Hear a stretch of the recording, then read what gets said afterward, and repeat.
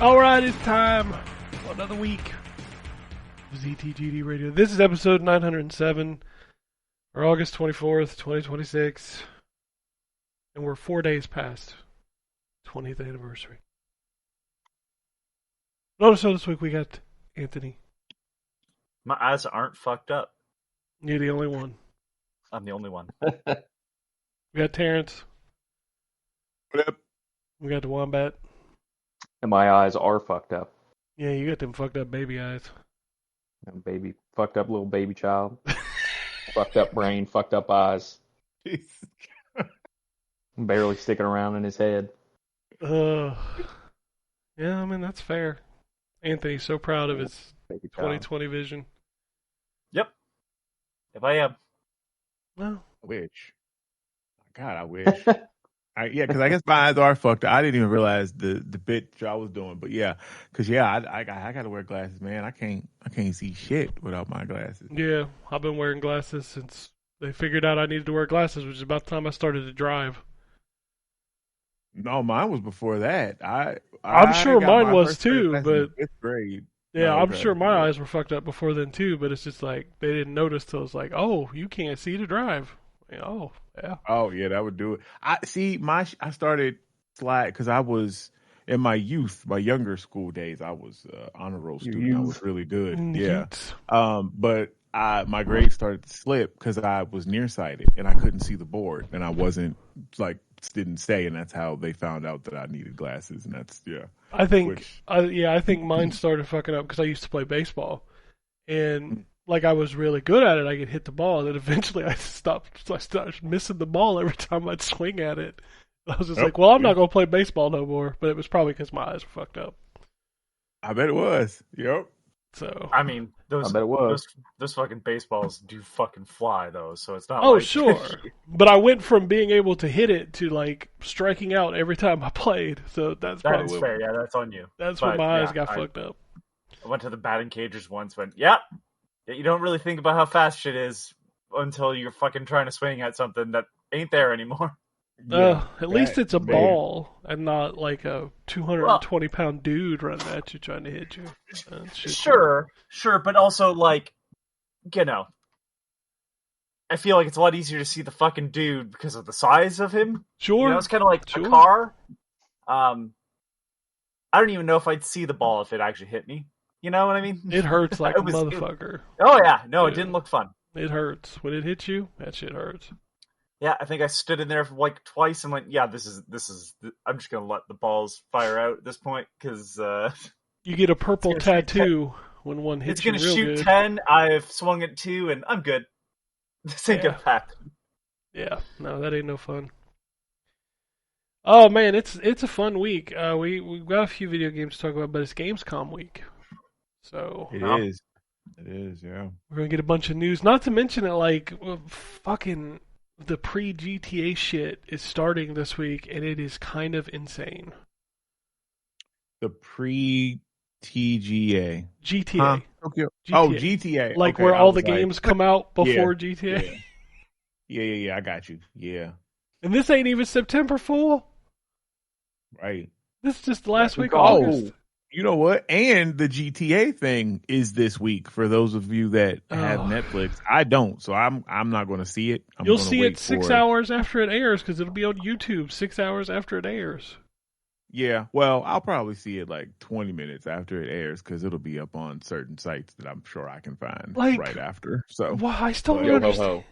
I don't understand why you pay exactly that much money to get it. something just to air 6 hours before it's available on fucking YouTube. I mean, I already have Netflix, so I do too, but I ain't gonna watch it when it airs because, like, do any of you guys like watch something when it drops at that time on a streaming service? if it's something I'm super interested in, maybe. I've never. Same. I'll watch the Hold GTA trailer when it drops. Hold on. Like, I think this is stupid. Fair enough, but at the same time, like, this whole group does tune in for the fucking Keeleys. Sure, because they're announcing news. This is just right. Well, this is just video of a game that everybody's going to buy this is anyway. Still technically, yeah. Well, people are excited, but I'm I have zero interest in this. I think this is a stupid way to do it. Just put it up on fucking YouTube. But at the same time, like, if I fucking want to tune in, like, I ain't gonna get lie it. to you, I Pimp, watch something with a man I do not like at the front of it, fucking putting a fake smile on and pretending it's an awards show. You know what I mean? I just wait. Like, the entire time I'm sitting there watching it, go, shut the fuck up, Jeff. For real. But like, so at least the game trailers are probably gonna have a way better time. All the time. But I think the bigger thing is if that motherfucker put that only on Netflix, I bet you I wouldn't watch the Game Awards anymore. I'm not going to pay to watch the Game Awards. No. Well, but it's not. To be fair, it's not only on Xbox. What? Or it's not only on Netflix. I was like, "What's Xbox got to do?" I'm on the Xbox website right now. I was unsure there too. I'm glad that we all. I'm like, Ryan, did you get indoctrinated into the Xbox tax? Is everything Xbox involved? Shots at Xbox now. Like, what Xbox do to you today? I'm on the Xbox website, so it's not only on Netflix. It'll be on YouTube. Like Ken said, 6 hours later. Yeah, but I'm just saying, because I know he was like, we all watched the Keeleys. Sure, but if the Keeleys premiered on Netflix where it was payable, I don't think anybody in this group would be watching it live anymore like we do now.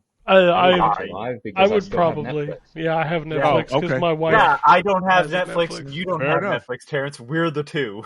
Because I'm not buying Netflix for it. So I'm not buying Netflix. So I guess maybe y'all not for that, just for anything. Fuck all of you. I'm not watching it on Netflix because I'm not going to watch it when it airs because I don't.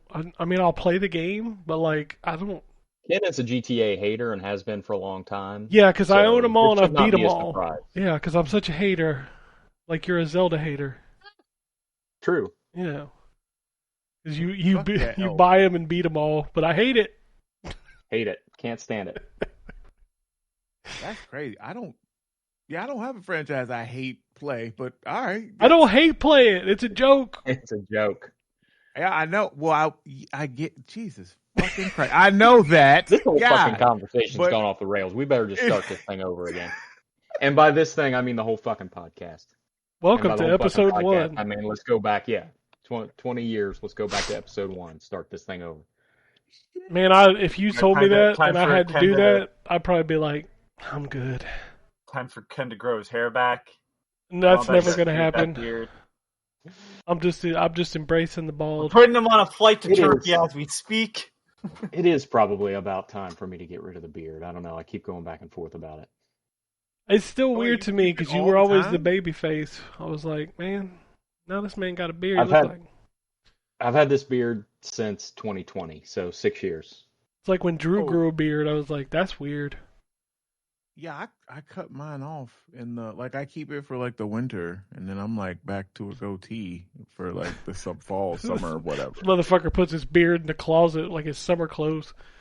Basically, yeah, I do. Because right now, like I'm rocking I need to shave, but like I'm rocking a goatee. But yeah, I'll grow the beard out in like November because then I'm like, I don't feel like shaving all the time anyway. And then I hate the first little bit of it growing in because it's all scraggly and. That's my favorite. Is like when you clean shave and like a week after, like that's my favorite like feeling. I hate when it starts growing out because it starts getting itchy. And I'm like, I'm going to grow a beard. Then I'm like, nope, I can't take it. I'm getting rid of this shit. Yep. You got to get through that. Yeah, you got to that's why you just got to keep it. Yeah, I don't want to do that. You don't have to go through the scraggly phase. No. Yeah, I keep it because it distracts from how round my face is. So, fair enough. If I just have a beard, it makes my face look a little less round. Listen, beards do a lot of work. Look at Jamie Bad. His beard does all the heavy lifting for that motherfucker. The beard conversation, just the beards do a lot of heavy lifting. Like, yeah, man. I for some actors they definitely do. He ain't lying. That Rock Hudson. All right. Past the beard conversation, video games. Anthony, do you want to kick us off? Yeah, so I only have one, but I couldn't talk about it last week, and I gave it a very good review, but I'm going to explain sort of how that came to be. It's Twisted Tower, which I played a demo for. If you look at the screenshots, you kind of know what you're getting into. It's a sort of funhouse style BioShock-inspired game, mainly made by one person, Thomas Brush. I was chatting with him in email, by the way. He said thank you so much. Really? Yeah. Well, so here's the thing. The game, I finished it like the first playthrough because there is a second playthrough option where they give you all the guns, which is really awesome, and they actually open up some new areas. So playing through the game a second time is slightly different. Nothing new, no new guns or whatever, but like just different enough so the second playthrough is different, which I appreciate. Clearly inspired by BioShock, and BioShock didn't have a ton of the immersive sim sort of stuff that, System Shock had. It's like this is cutting down on a lot of that and making somewhere between BioShock and a boomer shooter. A lot of fun style of weapons, like your first weapon is a giant mallet. Some neat abilities. I would say that the only thing the criticisms that I have to place at it are like what it's not, and that's not really fair to games, but it does have feelings of like a Metroidvania at times. I'm gonna have to go back to old areas with new powers. No, not really. But that's okay, right? Like, I originally had it marked at a 9. If the price was anything above 30, I was gonna make it an 8.5. And the reason being is that it's good, but when you start getting into the competition of other games that are going to be $40, is this game for the 8 hour, the very fun 8 hours, but for the 8 hours I played, is this game worth $40? And yeah, but it's, it's not, I'm not going to recommend it as highly as some other stuff. The game is $15. So I actually bumped up the score from 9 to a 9.5 because I am utterly shocked that this game is $15. It was a 9 at 30, which is what I thought it was going to be. That's the reason why the review didn't go live right away. And so because I think the embargo released that early that morning, but we still didn't have a price, and because we list prices on our site, for $15, this game is an absolute steal. If you like first-person shooters, this game I won't say is the most unique experience ever, but it's really good at all the things it's sort of aping from other games. The atmosphere is fantastic. The feedback from weapons is great. You have a gun that's like a chain gun, but it shoots like bubblegum, like the bubblegum balls, and you just switch the globe out on top to reload. My favorite weapon is a gun that shoots marbles. I won't spoil why that is, because I think the moment you have it happen for the first time, it is just fantastic. It's an upgrade, so you do have to upgrade it first. The story is nothing special, but it's not bad either. That's the other thing. Like, it was not engaging right away, but as I got closer to the end, I was like, oh, okay, that's fascinating. All right, I'm kind of interested to see where this is. There's a bit of platforming. I think the biggest complaint I have is the final boss is a mix of the platforming elements, and it's just a little off.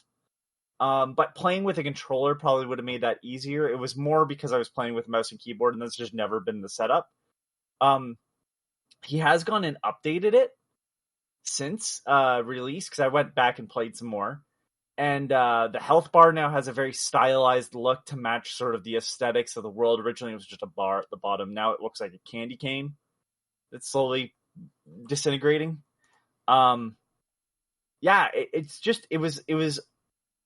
It was something that a lot of games, I think, strive for and fail to do. It's just fun. And I like more of that, please. More of just making a fun game. You know, and it's not I said a mix between a boomer shooter. Please note that it is not a boomer shooter. It's just not, it's a little bit more chaotic than, say, BioShock. Because at times there are just arena fights that you will just have to keep switching weapons to overtake the enemies. But, man, what a fucking great... Like, I don't... Even when there's a New Game Plus, like, unless it's kind of just like how Nintendo does it, where you just kind of get shifted into the post-game pretty naturally. This is just a straight up New Game Plus that asks you to restart at the beginning. And immediately I was like, yeah, let's go back. And I wasn't sure what weapons I was going to get to keep. No, all of them. Like, you get them right at the beginning, essentially. And you get to keep all your upgrades. So yeah, I don't know. Is there any questions about it? Because I think it's pretty self-explanatory, but I don't know. I think you covered it pretty well. Yeah, it's a good game. I remember playing the demo, and I have the full game, so I've started playing a little bit of it, but I haven't got very far. It's really good. It's like you said, it's a lot better than you think it is for $15. The game looks fantastic. It looks, you know, I think we forget how, and this is partially due to the rendering capabilities of the consoles, but how good we had it in the Xbox 360 PS3 era, where we were getting these really quite high fidelity games, but with a very good art direction still. Just poor performance, yeah. Yeah, but like the anti-aliasing was bad. Yeah, a lot of screen tearing. Like most games at 30 or under frames per second. Like, that was the problem with the 360 PS3 era. It wasn't the visuals. The visuals were great. Yeah, well, this is somebody. Now I don't know how. So I found out more about the gentleman behind this game, and I guess he's been making games for quite some time. Like, he made some games that like, I know that we've talked about like Pinstripe and Neversong and stuff like that, but like I guess he made some games for PewDiePie way back too, or that PewDiePie played on stream. So it's just it's one of those, like, fuck yeah, man, like, it's just a good story of like, here's this fucking awesome game, and I'm just hoping that, like, I'm just gonna look. It's got a very positive on Steam right now with the 1,000 reviews. But like, man, so it's it's $21.49 regular price here in Canada because of conversion rate. Still a fucking steal. So good. But like, to be clear with my review, yeah, like, I think the game is an 8, but it's like, you can't really compare a game that is $15 to a game that's, you know, gonna be $70 and expect the same. Like, this is punching above its weight class, is basically what I'm saying. Everything it tries to achieve, it does well. I think visually it still looks fucking great. Like, it does compete with some of those games, but like, you know, if you go in going, well, you gave it a 9.5 and it's, you know, it's not as good as Call of Duty. Well, there's fucking teams and teams of people working on that game, and I'm gonna argue it's not as good as this, because there's not a clear vision. This guy knew what he wanted to do, and I think he fucking nailed.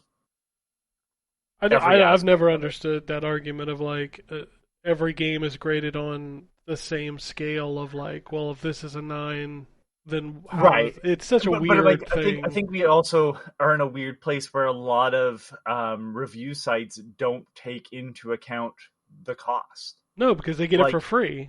So right. Like, another game that I loved, Routine, like, is $32.50 Canadian. So what, $25? For $25 for a game that I loved, yeah, man, that's a really good experience. But, you know, it's a short game.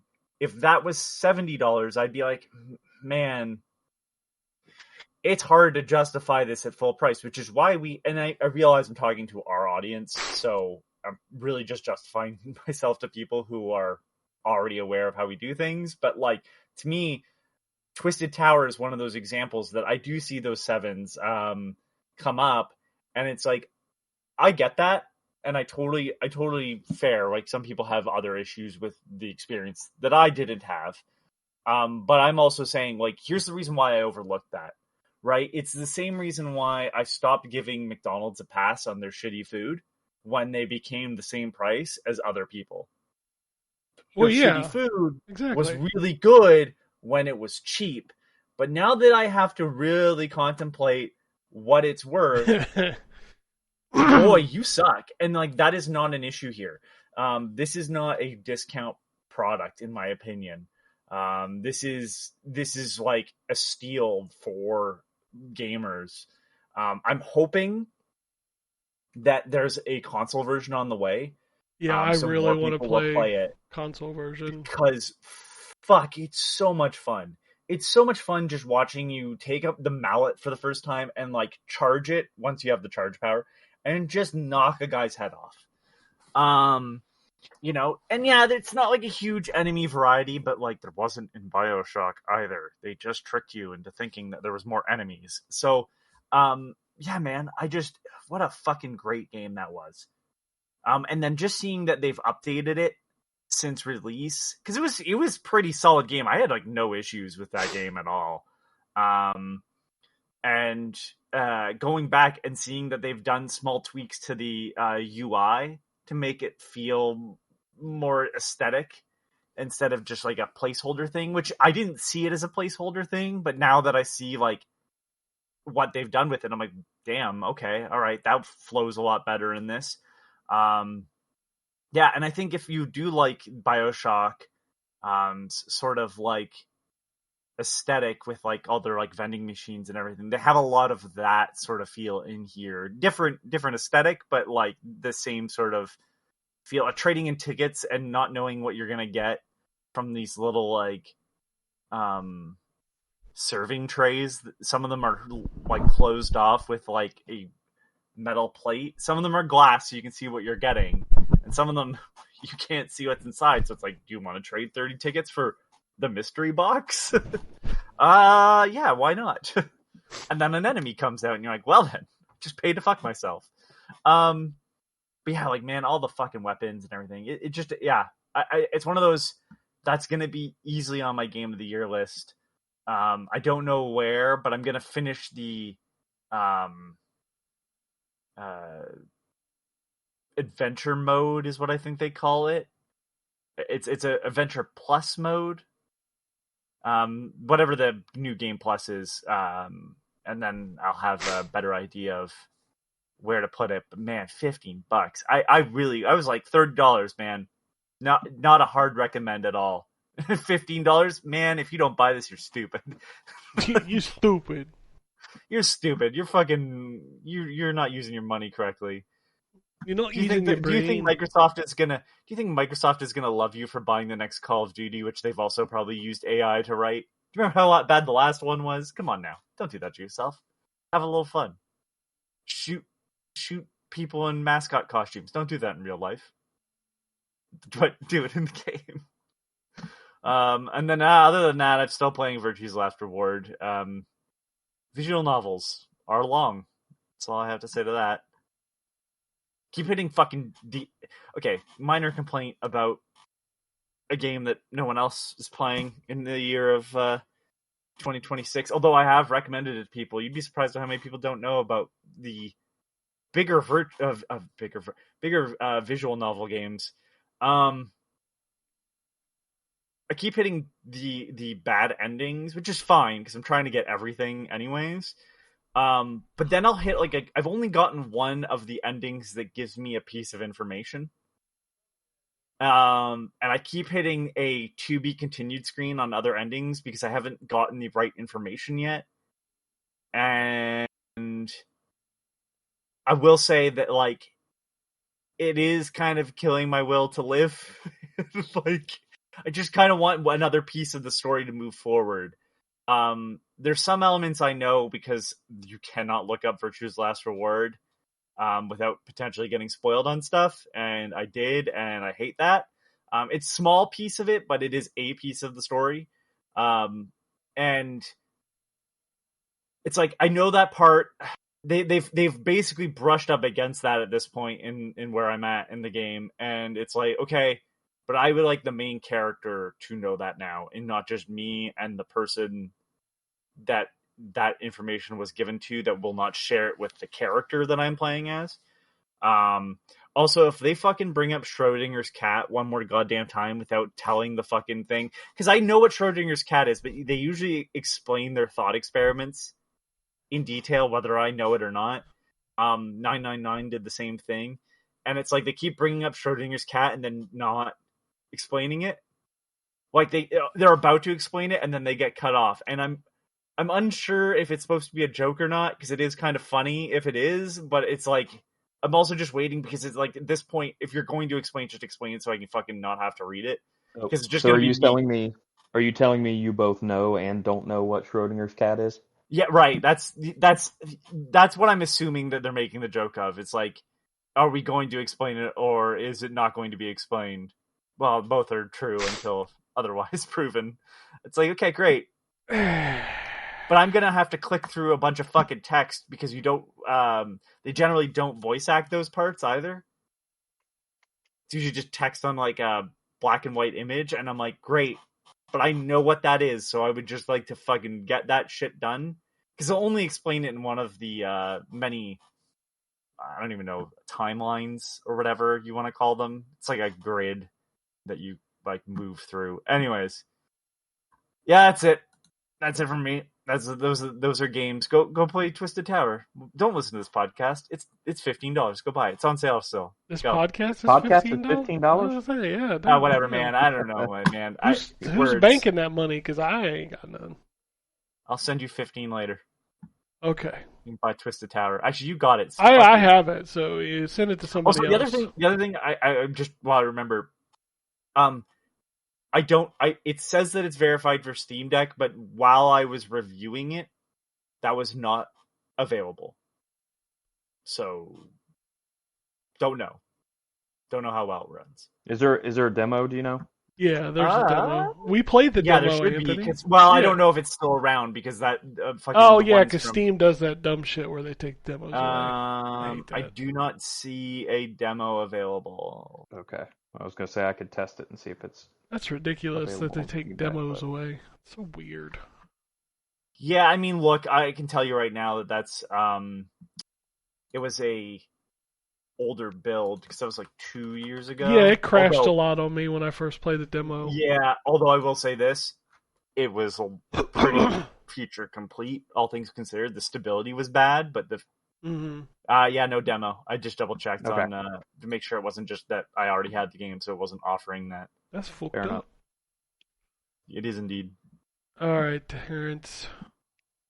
Talk about some video games. Okay. I have two new ones to talk about. One I liked and one not so much.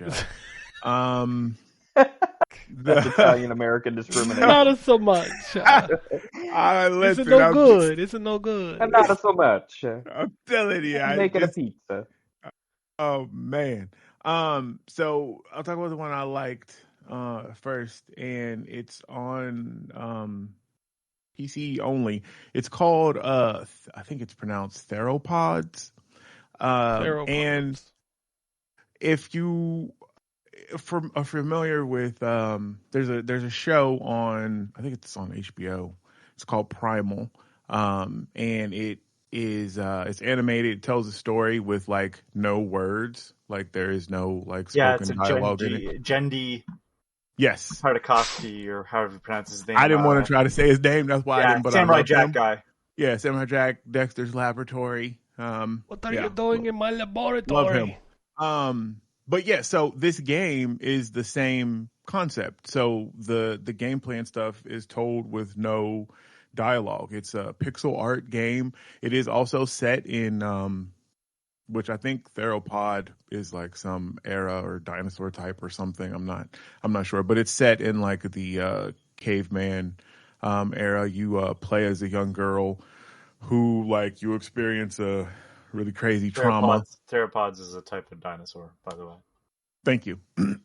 I bet it's the one that inflicts the trauma. I bet that's It's birds. It's the family that T-Rex and Velociraptor belong to.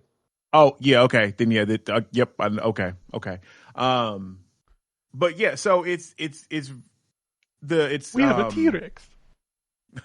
The gameplay is a point and click adventure, so it's kind of like Monkey Island, old school type game. So you'll find different things in the environment, and you have to kind of mix them together to solve the puzzle. One of the first kind of puzzles you run into is like you're hunting this dinosaur, and like you're in this hunting party, and all the other people there that have failed, and so you kind of come up behind, and you have to cut these vines down, and you find this this rock, and then you end up making like a trap for this dinosaur and stuff. It's really neat how everything is kind of displayed and illustrated for the player, with the fact that there is no dialogue or tutorial or anything like that. So for people that aren't really good at critical thinking, this might not be for you, because there is no yellow paint. If you stupid, this ain't for you. I was trying to be PC about it. Now I was trying to be nice. I was trying to be nice. Yeah, if you don't like adventure games, you're not going to like this, because adventure games use your brain. Try to find something easier to play. Yeah, essentially. But I go play your Fortnite.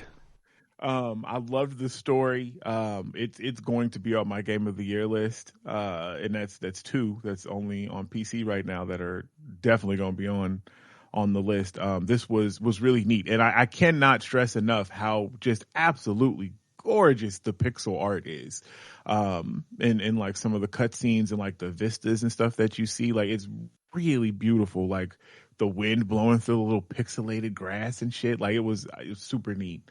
But so the one that I played that I didn't like, and I really was sad because I had talked about this before, and I was really hoping it was going to be awesome, and that was Mexican Ninja. Oh, I played this. Yeah, so for one, it's a roguelike, which I can we not just initially... make fucking video games anymore? Can we No, not? They all got to be like that. I thought it was going to be a Metroidvania. And it's not. I would have been happy with a beat 'em up, like. Well, we'll see. I'd have been like happy just a straight beat 'em up, not a fucking you're gonna die on the first boss, because you got to build up and over and over. You got to build up some stuff. Fuck off. Yep, and it is definitely that type of game. So the concept is I still think is entertaining. Like, so Japan and Mexico apparently had beef, and like I guess Japan done invaded Mexico, and like the narcos and the yakuza have like teamed up, and they've formed the Narcuza, I think is what they call it. I think it's the Narcuza. Yeah, the Narcuza, which is just fucking awesome. At least sounding like it, like the whole concept sounds awesome, but like what they presented, I feel like they didn't lean in enough. For me, I don't know, because like on paper, all this stuff just sounds dope. But like essentially, your Mexican Ninja is like the start of the rebellion against the Narcuza and their regime that they're holding over. What is the name of the city? Nuevo something? Tokyo? I don't even remember. Yeah, it's like a mashup. I can't remember the name of the city. But yeah, the gameplay is it is beat 'em up style. Mm-hmm. But like Ken said, it does have those roguelike mechanics. So you'll get shrines where you can you'll get an option where you have 3 different choices, one of which is like a fart attack, which does like this fire damage. One is like a sword dash kind of thing, and I think the other is like a tornado. I can't remember. I picked the fart because of course I did. I did too, because yeah, of course. I'm sorry, but that is cultural appropriation. That is Boogerman's move. Thank you very much. Oh my God! Wow, I forgot about. Pick 'em and flick 'em. Yep. Pick 'em and flick 'em adventure. Yep. Yep. Booger. I love that game. Sorry. It's fucking I actually like that game. It's a fantastic game. It's hard to go back to because the controls kind of suck, but it was a great game. I believe it. Yeah, I haven't played it in forever. So, but yeah, so Mexican Ninja is it's like kind of like the Hades type game. So you'll play through a linear Hades. Level, and then you'll have choices at the end to pick left or right, and then you get like a boon or some sort of upgrade or something which reach. Rotwood's like that too. Yes, it is. Yes, yeah, I forgot about Rotwood. Yeah, it is. But Rotwood is more of a brawler than right. I do like the combat in Rotwood. That is, yeah. That game's great. Yeah, I might have been able to look past some of Mexican Ninja's problems, as I say, with the roguelike. If it played better, 100%. It does not like the jumping feels really bad. Yes, it does. And the combat feels like when you fight that first boss, he telegraphs his moves very well. But I don't feel like it gives you the proper window to hit the dodge button. It feels off time. I would agree. Yeah, and I don't think I ever really found a rhythm. Like I was just always dodging because you can go 360 degrees even though it's 2D presents. So I would just dodge like at an angle at stuff to make sure I was kind of like covering my base of where it was going, because I never really got the timing down either. And then the combat to me, and I talked about it in the review, like as you progress and die and repeat, you can unlock different combos and stuff, but honestly just spamming X worked. Like doing the different combos and stuff really wasn't necessary. Like it just, the combat was very floaty kind of feeling, like very loose. And then the different like abilities outside of being like funny, like I oftentimes forgot about them. Like again, just spamming X. Like I made it through. One of the bosses, which I talk about in the review, which was probably my favorite, is a crack panda. And essentially it's this gigantic panda that looks like it's like souped up on Venom, like from Bane, like the shit that he takes. Like it looks like a venomed out panda, and he has like spikes on his back and shit. And I'm like, what the hell? It was crazy boss. But yeah, that game it's pretty mid. It's pretty mid. I was hoping for more. I think I feel like that game is indicative of the problem with a lot of these games nowadays. Of like, we have to put all this stuff in to make you feel like it does more than it should, but you really don't need all of that shit. And I don't understand why it's added in there. It's like you could have just made. I mean, the concept alone wins the day. Yeah, right. Mexican Ninja, make it a brawler, put some fucking wacky ass bosses in there. I don't need you to unlock combos. Just give me like a small subset of combos. Not everything needs an RPG tree. Not everything needs a roguelike. Not everything needs this shit. Just make a good concept and make it fun. Yep. You 100%. 100%. And everything you just, named, this game has. And I think it would have been, like you said, better off if it was just a straight up brawler that was telling a humorous story. Because I swear to God that they have all of the ingredients. Like, it's right there. Like, I was invested. Like the title screen had me in. I was like, dude's on top of like a bus with some Mexican music. He's covered in blood with a ninja sword. Like, bro, let's go. Fucking sombrero and everything. Like, I'm like, let's go. Like, it's right there. But yeah, it didn't need to be a rogue. I want to play this game until I played it, and now I don't want to play this game. Essentially, yep. That's where we at. Man, that's a disappointing game. Yep. Beyond that was the only because the stuff that I had last week that I couldn't talk about. I guess I do have something else new. I haven't put a whole lot of time into that yet because the servers just went live a couple days ago. But I'll get to it in a second. So I've been playing Black Myth Wukong, like for real, this time. I beat the Wandering White, and I've gotten actually pretty far, but I've come to realize that once again I was deceived by a game because I thought that this was just a normal action adventure type game that had boss fights at the end of sections and stuff. No, this is a fucking boss rush simulator disguised as an action adventure game because why is there so many fucking bosses? My dude, I told you this. I must have missed that. He did. He told you it is straight a boss rush game. Yeah. Oh shit! Yeah, bro. Listen. So I beat the dude. If you remember, because I know you. It's probably I think you beat it last year. The dude on the water that turns into a snake. Like I beat him. Yeah. And I'm like, oh God. And that took me a minute. Like, oh, Jesus. And I'm like, okay, yeah, and I'm going along. Not fucking 5 minutes later, this bald motherfucker now wants to fight with the staff weapon. This me. And I'm like, I just finished one fight, y'all. Can I breathe? Can I have a minute to explore? Terrence, to be clear, this game has 107 bosses. Oh my God. There are, little paths and everything that you take to get to each boss, but no, it's a boss rush basically. Okay. Like the paths to get to them exist mostly so they can hide secrets and so you can level up and stuff. Mm-hmm. But this game is mostly about killing all those bosses, and there are some that are missable, so I'm sending this link. Oh, thanks. I would recommend this guide. Okay. I can tell you one I just found. Oh man, that fucked me up. So I rung all the 3 bells. Oh, right? yeah, and yeah. I got teleported to that gold-headed dude, and Yeah. I was like, "Oh, what the fuck?" He owned me. So yeah, I was like, "No, obviously I'm not supposed to be here yet." Oh my God. Yeah, you're gonna want to do all those secret bosses and stuff.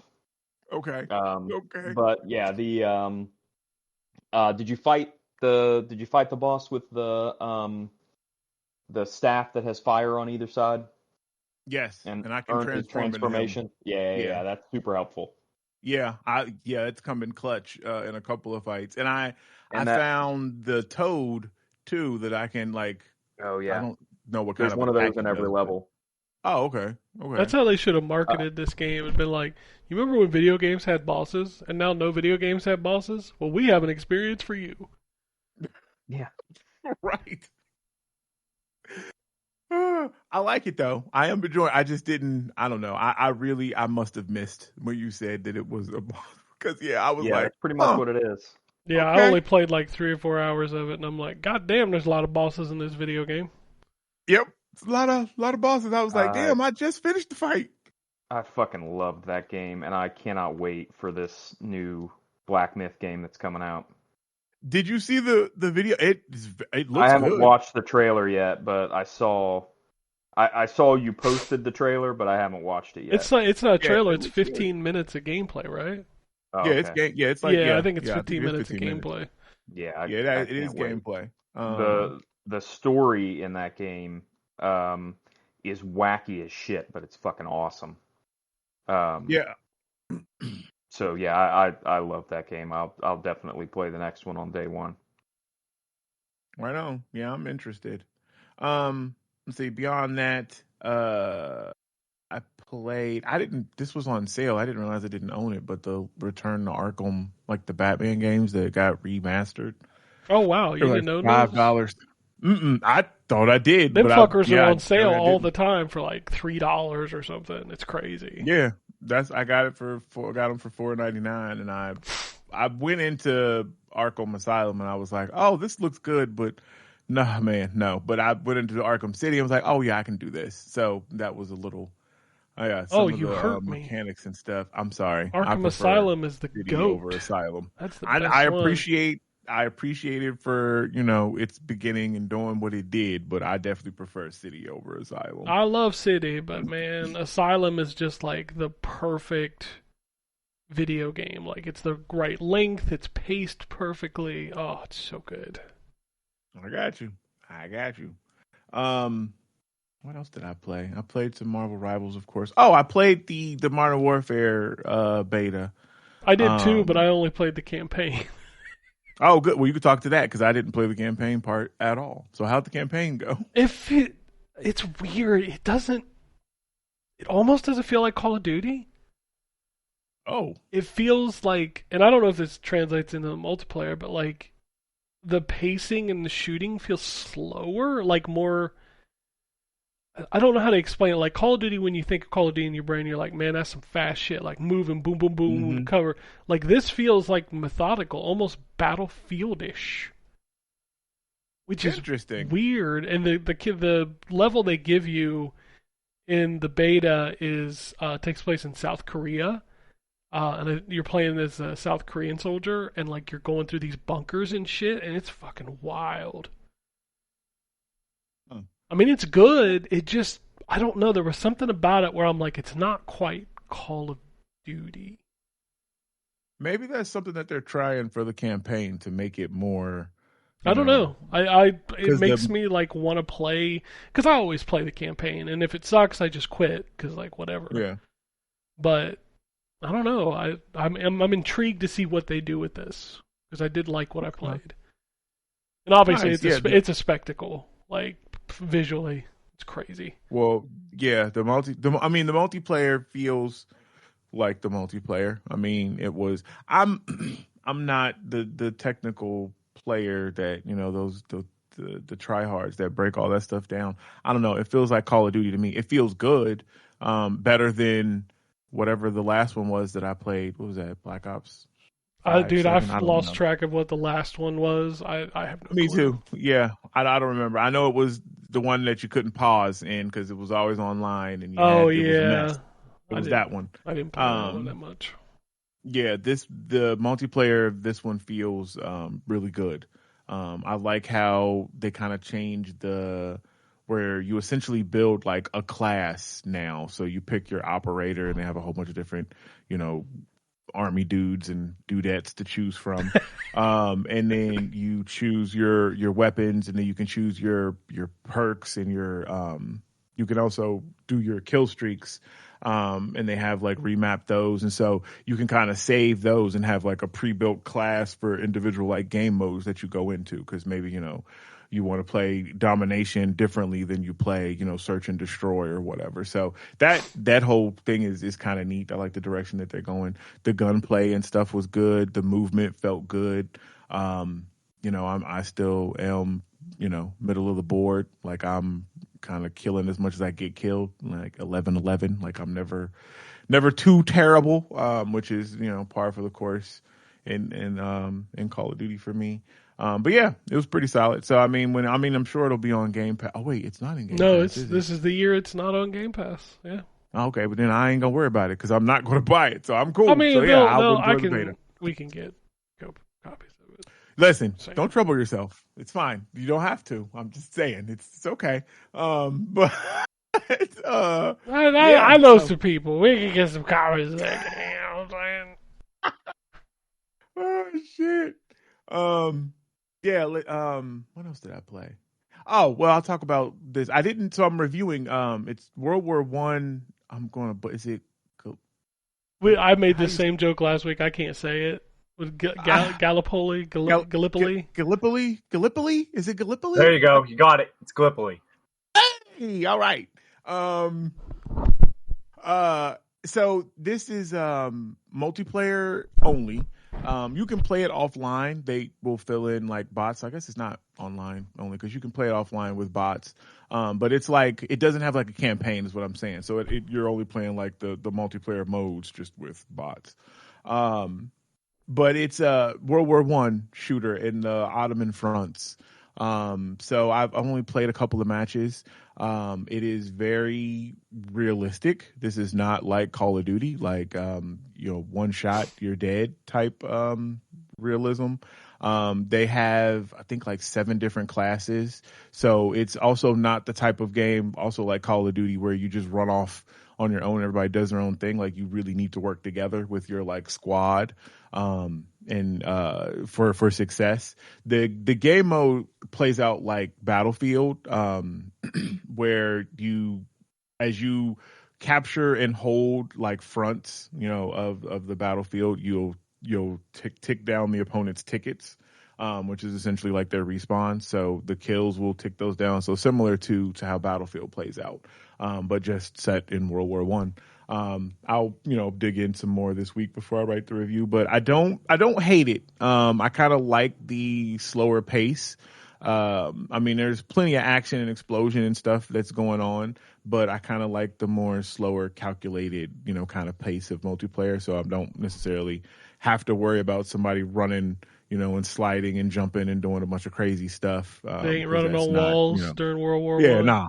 Nope, man, they wasn't doing shit like that. So, wasn't doing all that. For any of you there, you don't know that. You don't know. That you know what? Happened. True. You know what? You're right. You absolutely right. They didn't have video cameras back then, so Yeah. So that could have happened. I don't know what the fuck was going on. They did God damn it! They did a 360 no scope to kill Archduke Franz Ferdinand. And then the dude ran across the battlefield and started. That's how they crouching missed on his head. You know what I'm saying? They missed the first time. Anyway, but yeah, I'll play some more of that. Beyond that, no, I think I just kind of checked in on some other stuff. Like I played some more of the Mafia Definitive Edition. That game is fantastic, but it always was. The story is really, really good. Those cutscenes are really long. I forgot how long. And I was like, damn, maybe I have fucked up my attention span. Because I remember the first time when I played this on PC years and years ago when it came out, I was locked in. And now, the shit, maybe it's because I know what's going to happen. Because, I'm playing it and I'm like, oh my God, yes, y'all like each other. Yes, I know this. Yep, I know. Oh my God, why is it so long? So, yeah, I think I might have. We ain't got no time for no story time. Yeah. Yeah, I get, and that's how I'm like, can we just move along so I can play the game? But yeah, anyway, played a lot of Dragon Ball Xenoverse 2. Played some more of Kinseed, which I'll get that review to you this week. That game is way deeper than I thought. And I'm pretty sure once you finish the tutorial, which is entirely too long, and that's going to be in the review. That is just ridiculously long for a tutorial, but I'm pretty sure you meet with the Celtic Devil and you sign an agreement with him. Yeah. It's pretty it's this bunny with long ears. He's holding this little umbrella thing. His name is Mr. Nightshade. And I'm I'm a kid at this point. And I'm like, why am I talking to this person? And he presents you with this thing. He's like, hey, you know what? For 5 years of your life, I'm going to give you this seed and you're going to be able to live forever, essentially. When you have kids, they will take on all the stuff that you have and then you will control them and do whatever. And I'm like, what kind of, and there's this long document that you got to read, that you got to sign at the end. I'm like, yeah, I'm pretty sure I just made a deal with the devil. But anyways, I'll get that reviewed. Oh man, anthropomorphic animals is that serious fucking business. EULA. That's actually how they sneak it past you. You don't sign it before you start the game. You have to sign it in game. That's how I can see that. That's how they do it to make it part of a mechanic in the game. But yeah, so I'll get that to you this week. And then, yeah, that's that's pretty much it that I've played that I can think of that I'm looking at right now. So. All right, Wombat, what you got? All right. So I have played. Well, I played the campaign Evolved for a little bit, just long enough to torture Captain Keyes. Poor Captain Keyes. Yeah, so that man's been through enough. I figured out that if you, after the game turns control over to you and Captain Keyes does that. By the way, I just want to say that the campaign Evolved is another in a long line of remastered games having being up their own ass. In that it's you can't just start the game. You've got to do a whole bunch of, look at this, remember this? Well, now look at it. Remember this character? Well, let me slowly come up on him from behind and have him turn around dramatically. Oh, wow. It's okay, I know. I played the first one. I don't need... No, don't you understand how important this is? But what if you was on PlayStation and this you does didn't not know? wipe away. That's true. This If I was a wipe away PlayStation gamer. 4, and 5. So don't worry, Yeah, the true. plot is still in its ruined state. Don't worry about that. We won't change anything important. Yeah. But I discovered that if you turn around after it gives you after Keys decides that he's gonna crash the Pillar of Autumn, spoilers. How dare you? If you go back to the bridge, you can just push his model around. So he doesn't like his character model doesn't move. He just stands there, but you can push him all over. And I determined that I could push him all the way out to where the grunts start trying to shoot you, and they'll just shoot the fuck out of him. And eventually he takes enough shots that he dies, and the game decides that you killed him. So all the troops on the Autumn shoot you, like start shooting you. Did you kill him? It's very difficult to kill them because all you have at that point is a pistol, and they're shooting you with assault rifles. And Cortana's like, "Master Chief's gone rogue. Everybody kill him. Put him down." I mean, at least they put something in there. Yeah. Yeah.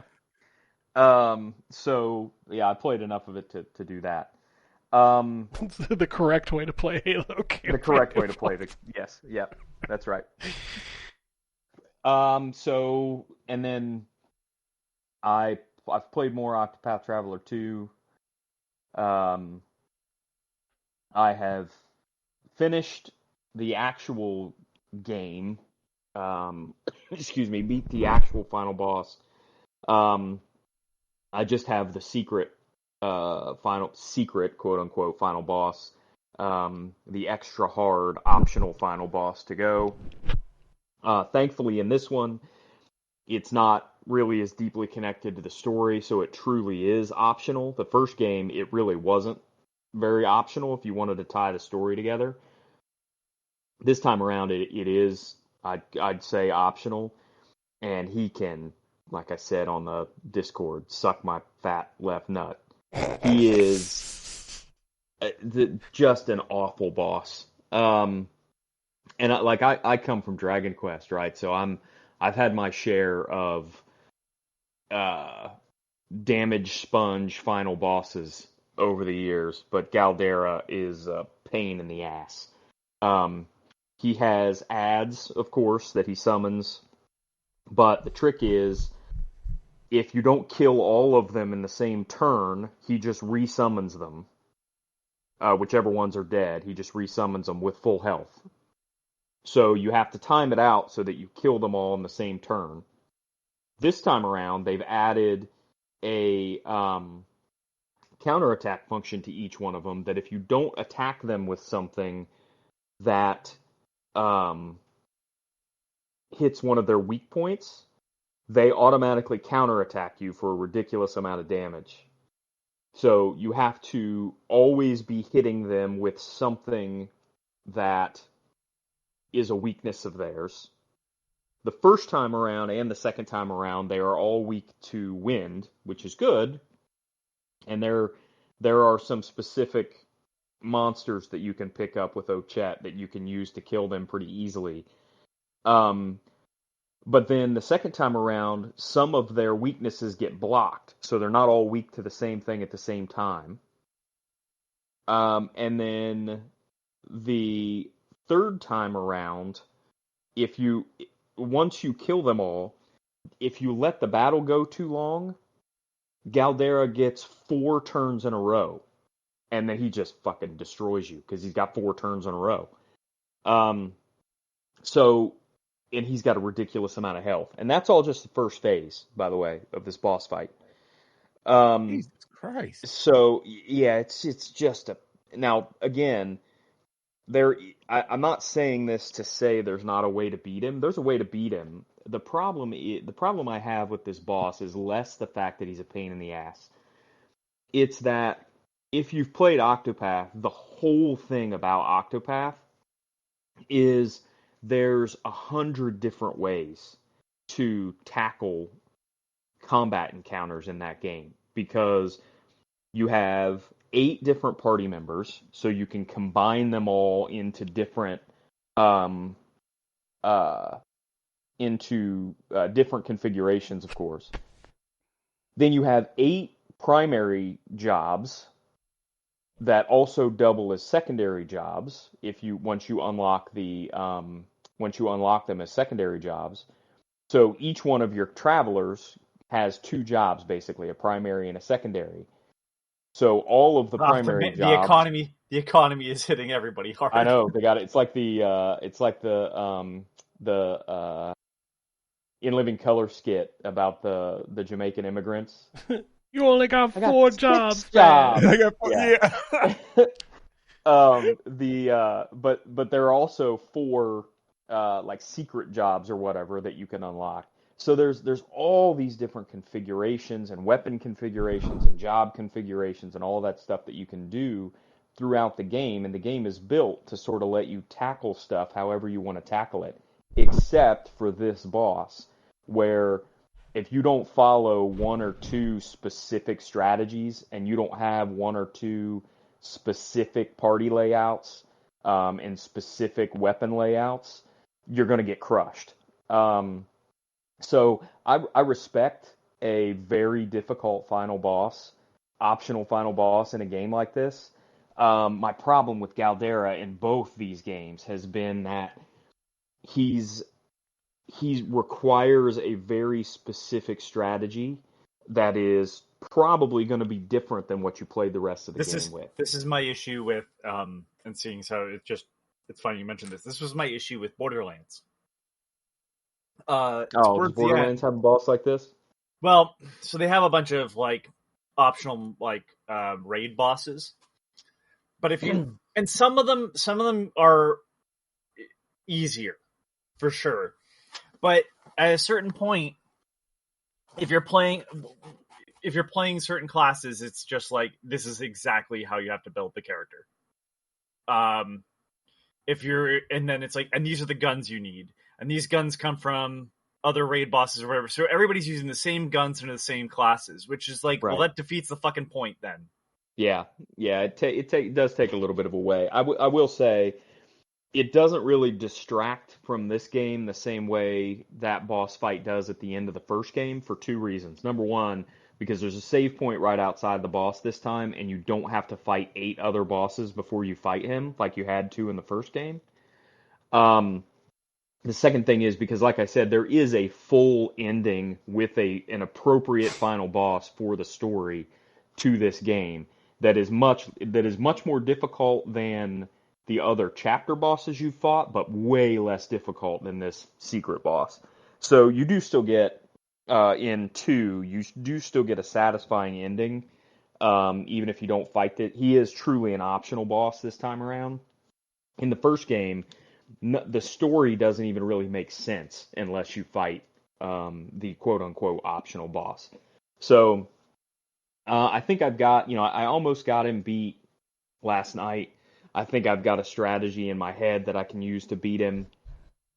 So I'm going to give it another try today and probably polish that off today.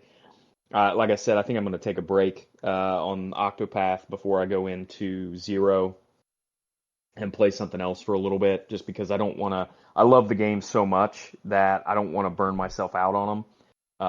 So I'm gonna give it a little time before I play Zero. But those 2 games, if you like turn-based RPGs, you have to play those 2 games, because the way they do the characters and the stories and all that is fantastic.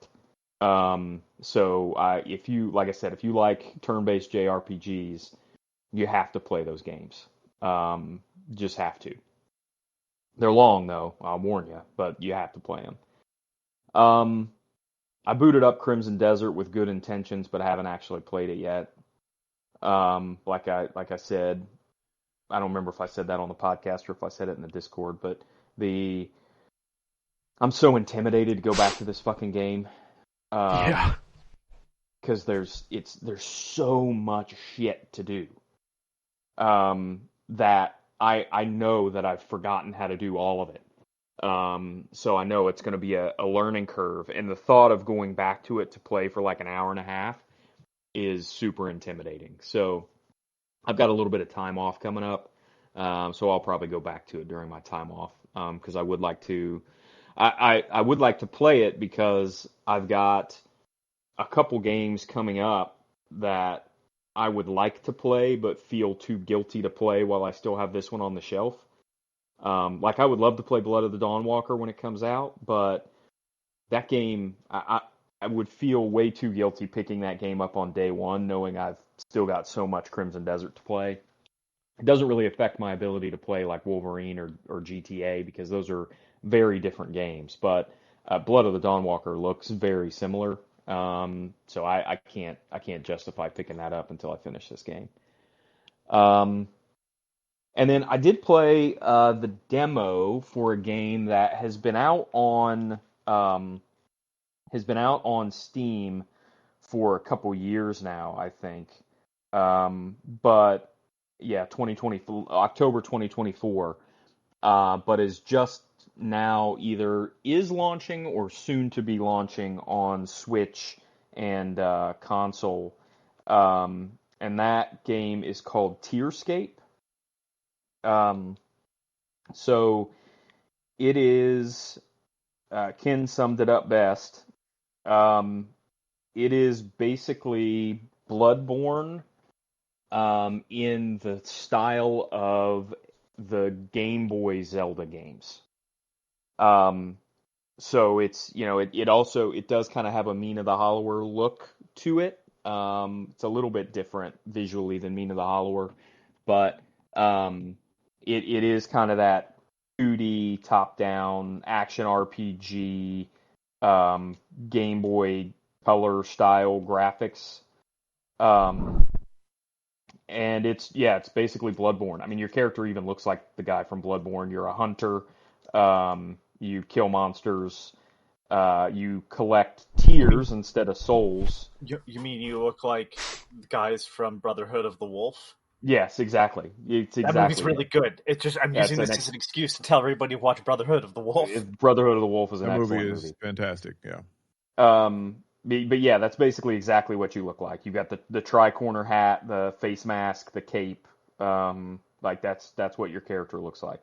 And it's, you got tears that you collect instead of souls, but you cash them in for attribute points. You have basically these like gravestone statue looking things instead of a bonfire, but you can rest at the bonfire, quote unquote, and reset all the enemies.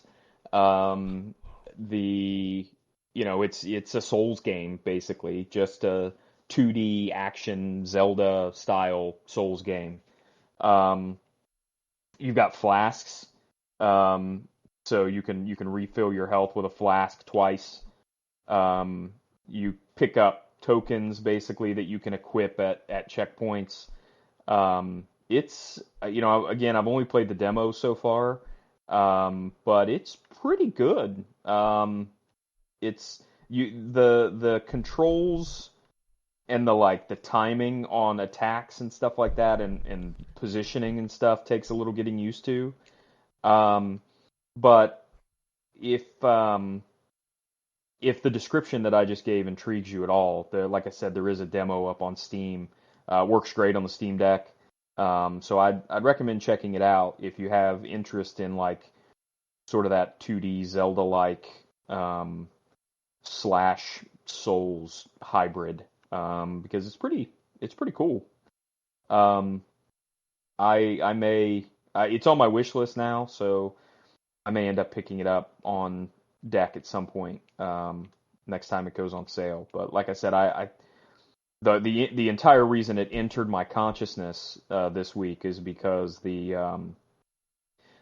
creator on Blue Sky, I think it's a single dev, posted that it was launching on Switch. So it's there now, and also I think coming to the other consoles if it's not there already as well. So worth checking out the demo at least. And let me say that again was called Tearscape, since I've now talked forever without saying the name. And Yeah, I think that's it for me. All right. I don't have a lot to talk about because the game I spent the most time playing this week, I can't talk about it till next week. Or I think the third week in a row. I did finish it, so I will be hyping up my review this week, and then I'll talk about it on the show next week. I also played Wild Blue Skies, which is essentially... Oh, yeah. Is that out yet? Yeah, it's out. Okay. It's fine. Like, it very much apes Star Fox, down to, like, even the tutorial with somebody chatting in your ear kind of thing. You've got 3 teammates. All of them are anthropomorphic animals as well, which is pretty standard fare. It's fine. I mean, obviously with Star Fox being out, it's not going to be as good as that. But if you don't have access to play Star Fox, this is a solid alternative. It does have some kind of boring and rote levels that I didn't care for, but I really like the art style. The controls are really well done. So I think if you like Star Fox, it's definitely worth checking out. It's not in space, though, right? No, it's not. It's just basically like you're just playing a level, and it even has the open levels like Star Fox where you can go any direction, and sometimes it's... I mean, it feels like the dude was like, I'm gonna make Star Fox. Like, it's... Well, and it's not a bad thing. I can think of worse games to ape. Yeah, there's not a lot of Star Fox-like games, so I'm always open to new ones. I'm really inspired to make a game based off of Green Dog, the beach surfer dude. Hell yeah, dude, Green Dog. The game that stole the Little Mermaid music. Yes.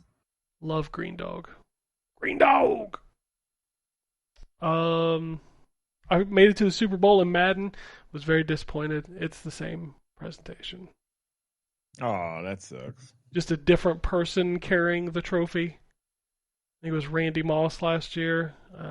It's not him this year. I don't even know who it was. I couldn't tell. We talked about Mexican Ninja. We talked about Call of Duty.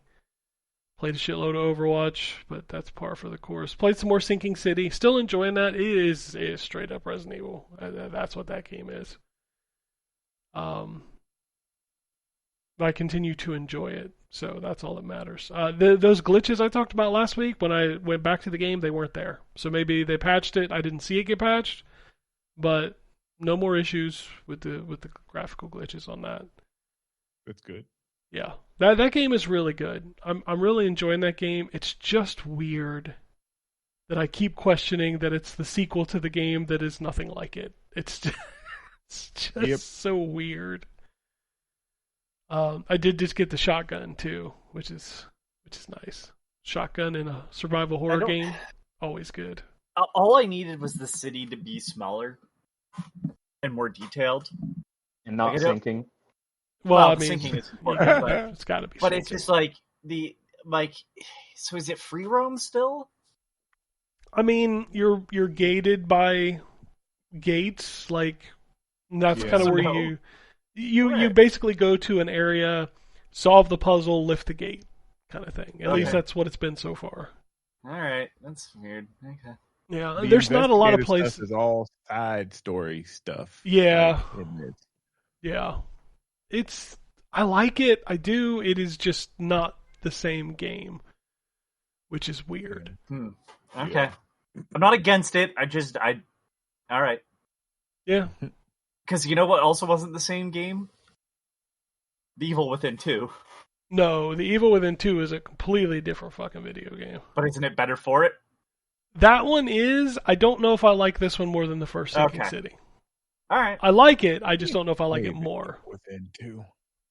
Evil Within 2 is fucking great. That's a great video game. Yeah, I think honestly, I think that's it. Like, I literally spent this week trying to finish the game that I was reviewing. And unfortunately, it was not Metal Gear Solid 4, because Konami hates me. Yes. Even though this fucking site was started as a Metal Gear site before you motherfuckers were even born. Mm-hmm. They have no respect. None. Kojima told me himself that he hates you. See? Wow. And that hurts. The fact that that's ZTGD started as an MGS fan site makes him wish he had never done Metal Gear in the first place. That's not enough. That's not enough words. It's not enough colorful, flowery words to make it a Kojima statement.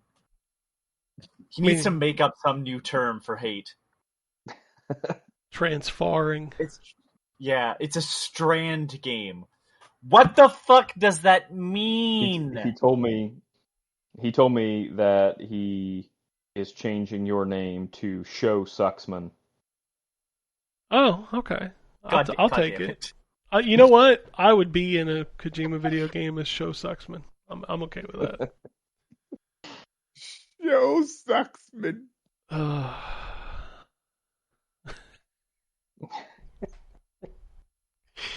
All right, let's talk about what's out this week. It's a big week. There's a lot of shit out this week. We've got BIT. I don't know what that is. Aliens Fireteam Elite 2. Apidya Special. Blood Dungeon. Once Human. Comfy Corner. What? God, I hope there's no blood in that dungeon. Well, I mean, clearly there is.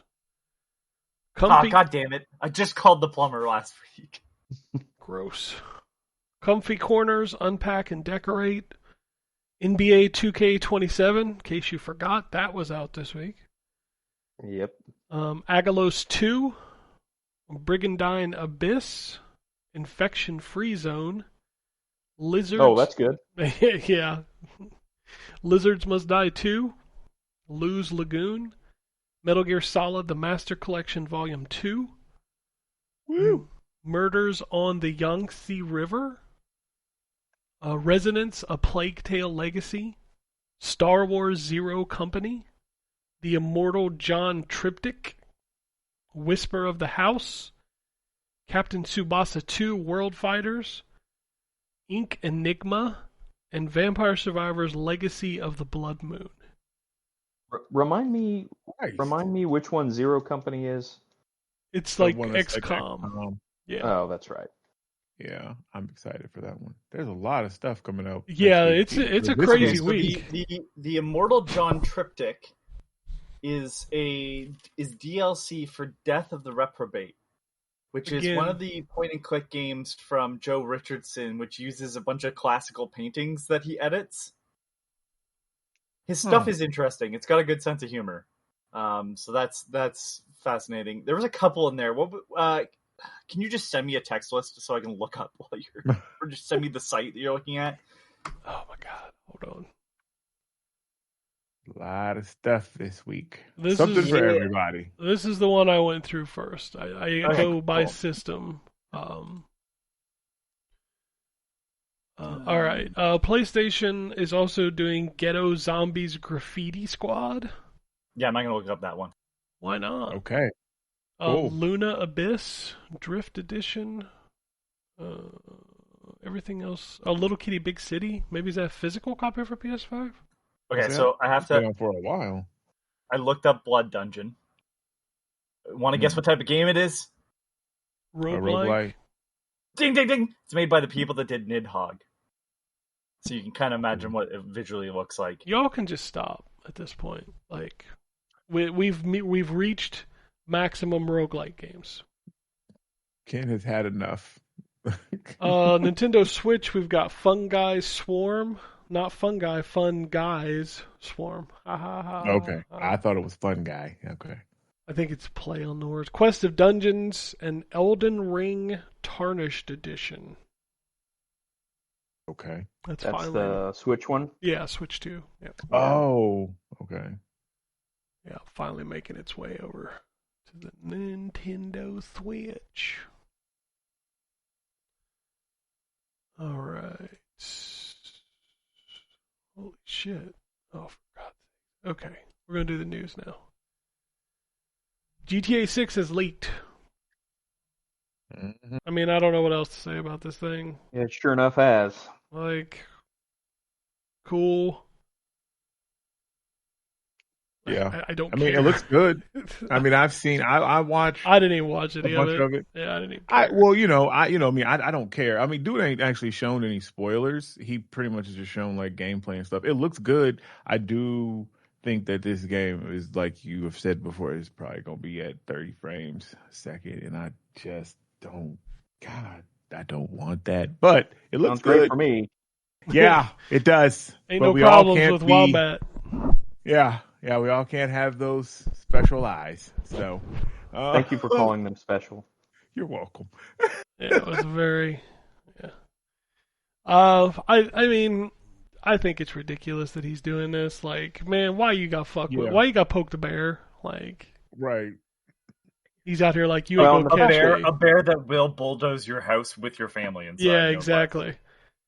And claiming it's because of some stand against digital games. Oh Christ! It's can't. Like, come on, man, give me a break. I will say this though: fucking Rockstar's like, well, the reason there's no physical is because we don't want to have leaks. All right, right? No, I know. Shut up. Yeah.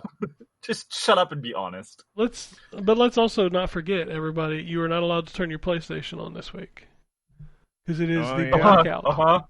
It is, PlayStation blackout. PlayStation blackout. I've been on blackout for like 4 months. Yeah, I've already banked mine, so I we're good. Yeah, I can play as much as I want because I've got what do you call it? In reserve. I've got boycott in reserve. It's so funny to me that people actually think that people are going to do this. You're not going to fucking do it. Right. Don't lie. I agree with you. I think it's going to be a $5 coupon for a digital sale while nothing's on sale. We'll get these losers back. Some of them, not all of them. Some of them will stand by it, but it's like, I don't know. I didn't buy their console when I thought it was too much. That's how I did it. And I agree with you, Ken. I think it's going to be hilarious when the reviewers get copies of Wolverine during the blackout. Y'all ain't allowed to play pictures. But they can't post the picture because they have to take a picture of the home screen. Well, yeah, that's what I'm saying. They're going to miss out on those clicks for that. They're going to post them little home screens. Hey, I got Wolverine. But I'm not playing it, guys. Standing strong. Oh, shut the fuck Hold the line up. Seriously, I am so... I mean, goddamn, there's so much I hate in this industry. I hate motherfuckers that post the title screen with hashtag PlayStation. Like, fuck out of here. Jesus. It's am I lame. Being enough of a corporate whore for you, sir? Right. Christ, man. I wore my good knee pads this time. Like, shut up. I mean, the GTA people are like this too. Like, every time something leaks, they're like, I feel so bad for Rockstar. Listen, the hyperbole behind that, these people kill me because it is pages upon page. This is a travesty, just a nightmarish scenario to be in. Motherfucker, it's a video game. Like, I mean, listen, if you worked really hard on something and then someone else fucking spoiled it. But it wasn't one of the developers that's writing this paragraph. It's a fan like you and me. I don't know. I do get it. It's kind of like how when was it Kotaku or Polygon? I want to say it was Kotaku who leaked that Assassin's Creed was going to Egypt, and Ubisoft put them on a fucking ban list. And it's like, I get it. Like, as someone that's made creative things before, clearly not anymore. I'm on this podcast. But like, it's somebody. But you know what I mean? Like, if you're building something and you've spent a lot of time and effort, and then somebody's like, "Yeah, but what if I showed it off to everybody first?" I don't know. It does take the fucking wind out of your sails. Like, history lesson. That's what happened. Slightly. It's a bit different, but it's what happened with Infiniminer. Which is why we have Minecraft, because Infiniminer was being worked on, and somebody leaked the source code, and they stopped development. They were just like, "Well, that's the end of that. Like, we're not fucking doing this anymore because, like, that's not cool." And then Zachtronics went on to make some great puzzle games, but like, Infiniminer not existing is why Minecraft exists. Okay, it changes people's expectations on how they wanted to present the product. I understand what you're trying to say. My thing here is, number one, I don't feel bad for Rockstar.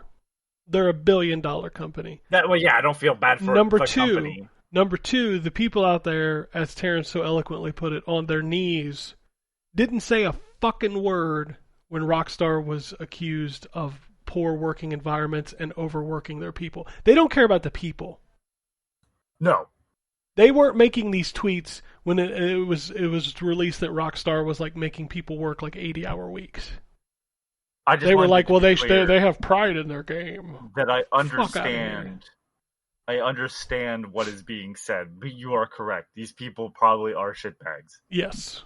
They're out here like, oh, poor Rockstar. Oh, fuck As off. they grind another employee into dust. Like, Rockstar is going to be just fine. Oh, you want discs, do you? And they just start pumping employees into plastic-making machines? You could literally show this game to somebody from start to finish, and they would still buy it. Okay?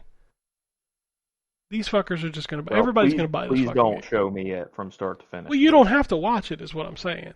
But these guys will be out there watching it because they'll make comments on it. They're like, "Oh, this part looks good. Oh wow, this part looks good." But please, it's so bad that it leaked.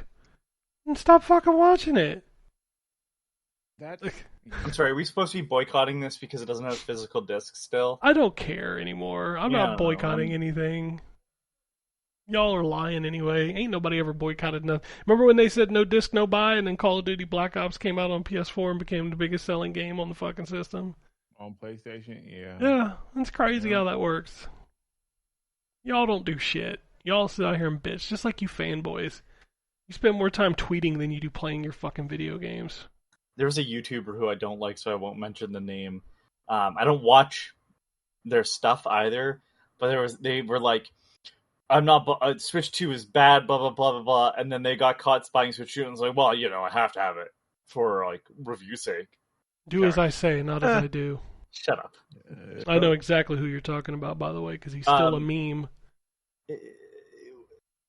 Is it? Does it? Can you shorten it to SOG? I don't know the channel name. I know the dude's name. Does it start with an M? Yes. Okay. Yes. Yeah, there's a lot of people that like their name, but I don't know their channel. Like I don't fucking know your channel. Yeah, I don't know.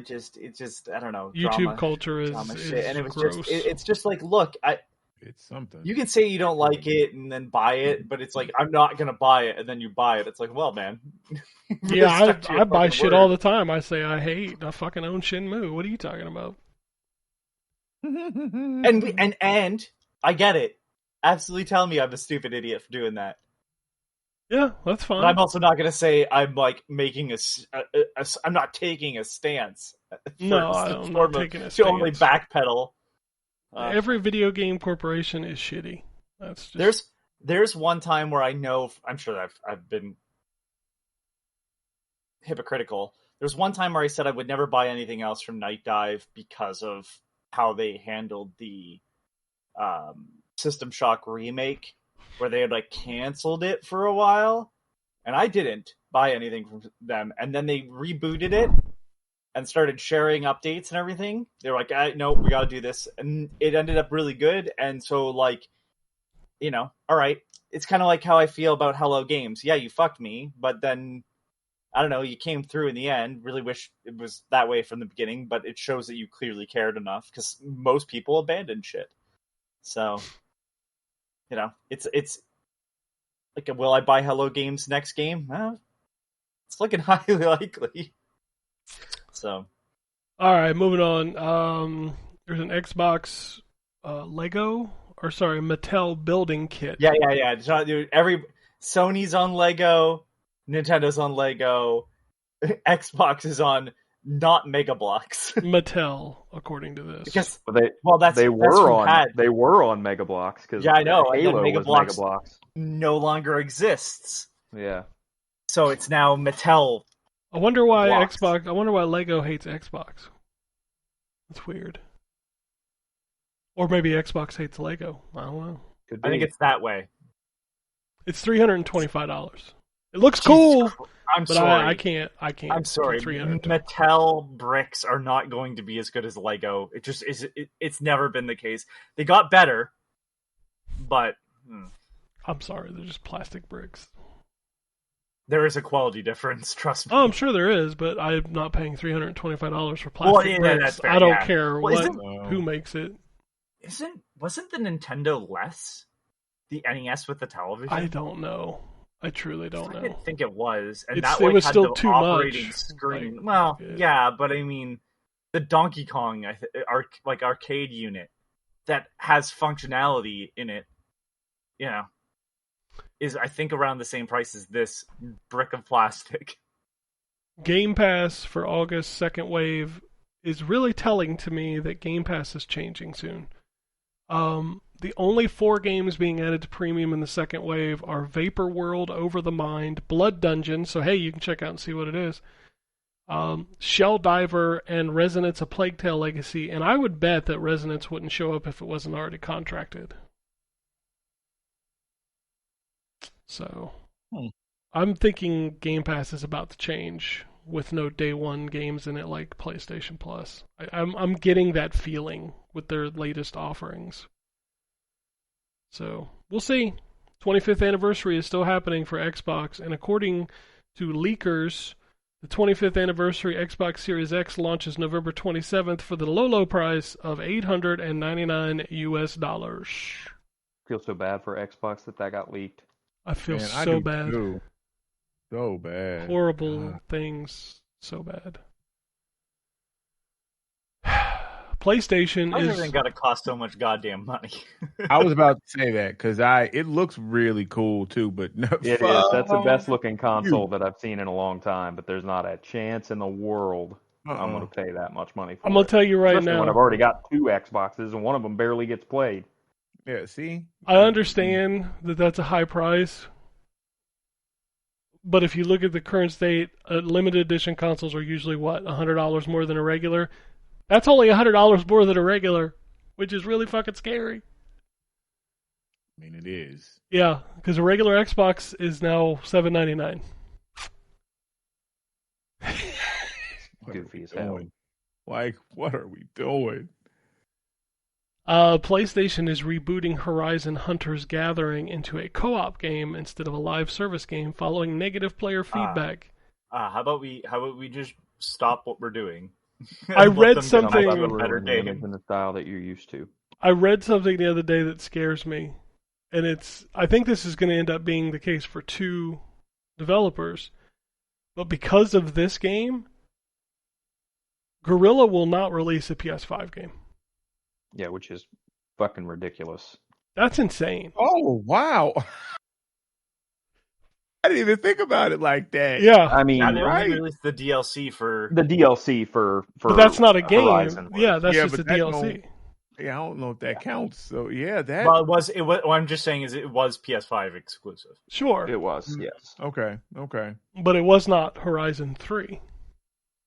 No, that it wasn't.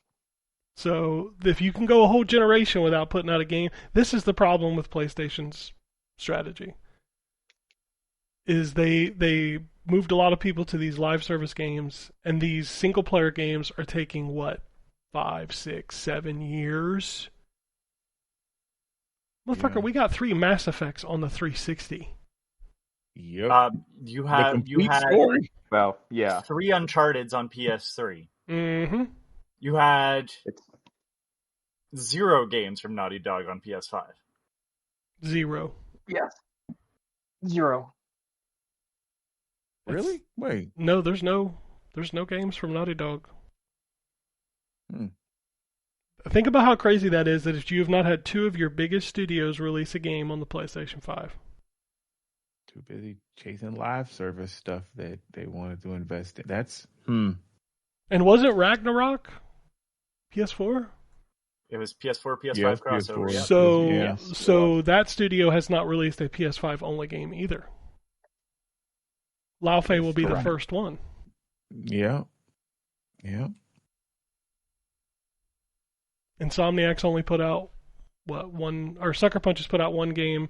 Insomniac's put out 10. It's fucking crazy. Like without Insomniac, PS5 generation has nothing. Yeah, they've put out 2. Because Miles Morales was a crossover. So that's me, Spider-Man 2 and Ratchet. Mm-hmm. Wolverine. Well, Wolverine's not out yet. I wasn't. I bet it'll be out in like 3 weeks. But you're right. Yes. Yeah. So yeah.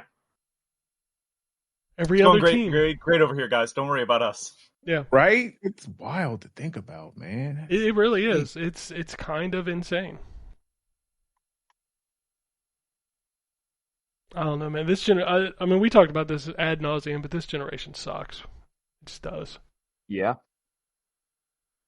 Hiroki Totoki says Sony has.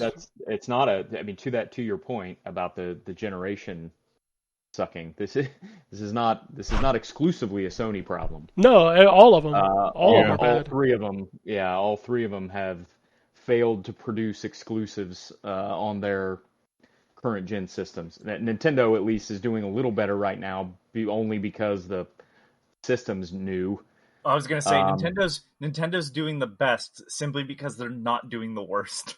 Mm-hmm. Pretty much, yeah. I mean, because at least you got Star Fox and Donkey Kong and Mario Kart and a Splatoon and you got your weird things like Yoshi and Pokopia and it's like you're basically getting their B. You're basically getting their B team games. Is what you're getting. You haven't gotten a new Zelda, and it doesn't look like you're going to get one for a while. No. When I say new, I mean not a remake. Exactly. Right? Like I don't consider this campaign evolved to be a new Halo exclusive for Series X. It's a remake. Yeah. I feel the same way about.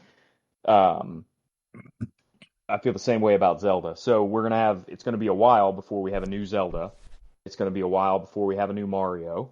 Mm-hmm.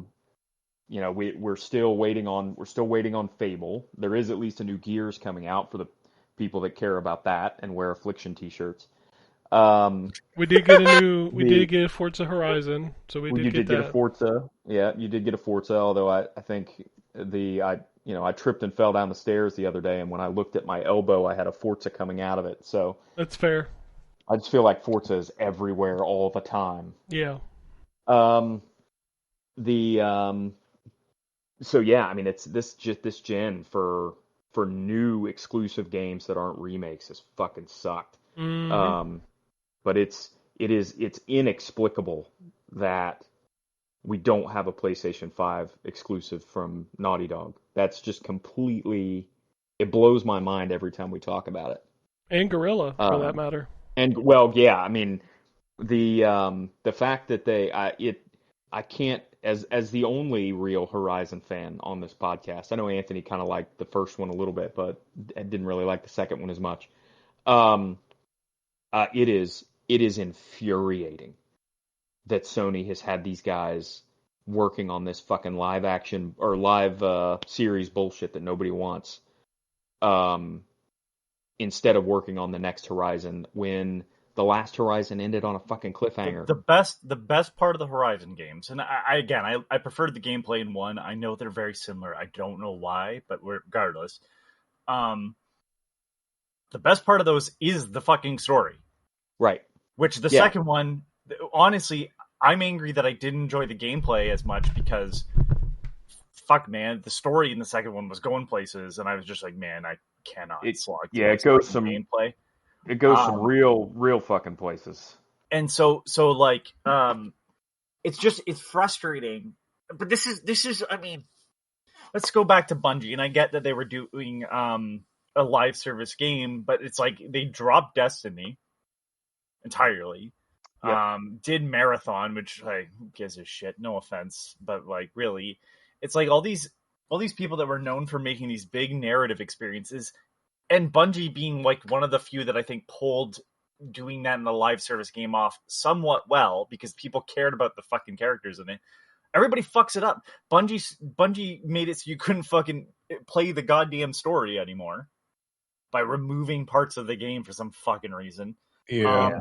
It's like all this shit never works out. There's not you know what the story in Fortnite is? Nothing. Who gives a shit? Play, have fun, do whatever the fuck you want. actually does have a story. Actually, it does, but you know what I mean. Like, the story is there to bullshit explain why my action figures are playing.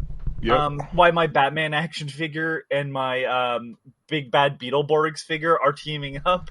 Yep. Yeah. Fucking, you're right. It is. Yeah. And fighting a Power Ranger who's supposed to be the good guy. That's the story. And all this live service stuff is always just shit. It's like it's just shit. It is, man. I just don't get it. Like the best you can get out of it is that, like, for the few people who experienced it at the time, they really enjoyed it. But now it's over, so you can't enjoy it anymore. That's the best you can hope for. Well, yeah, that sucks. They're kind of chasing it. They're chasing it because it was a boon, but everybody's locked into the game of their choice. But they were, like, early on, too. This is not a lesson that needs to be fucking taught over and over again. Well, this is the problem in general with fad chasing, is that you're never going to be better than number 2 because you never know what to do until the person in front of you does it. Yep.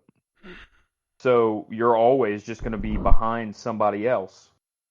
And it's like, you took Guerrilla, who made an incredible, even though the people on this podcast hate it, made an incredibly popular single-player game, and you've basically locked them in a fucking closet for 2 years, 3 years, 4 years, because you wanted them to make something that's completely different than what they made successfully before.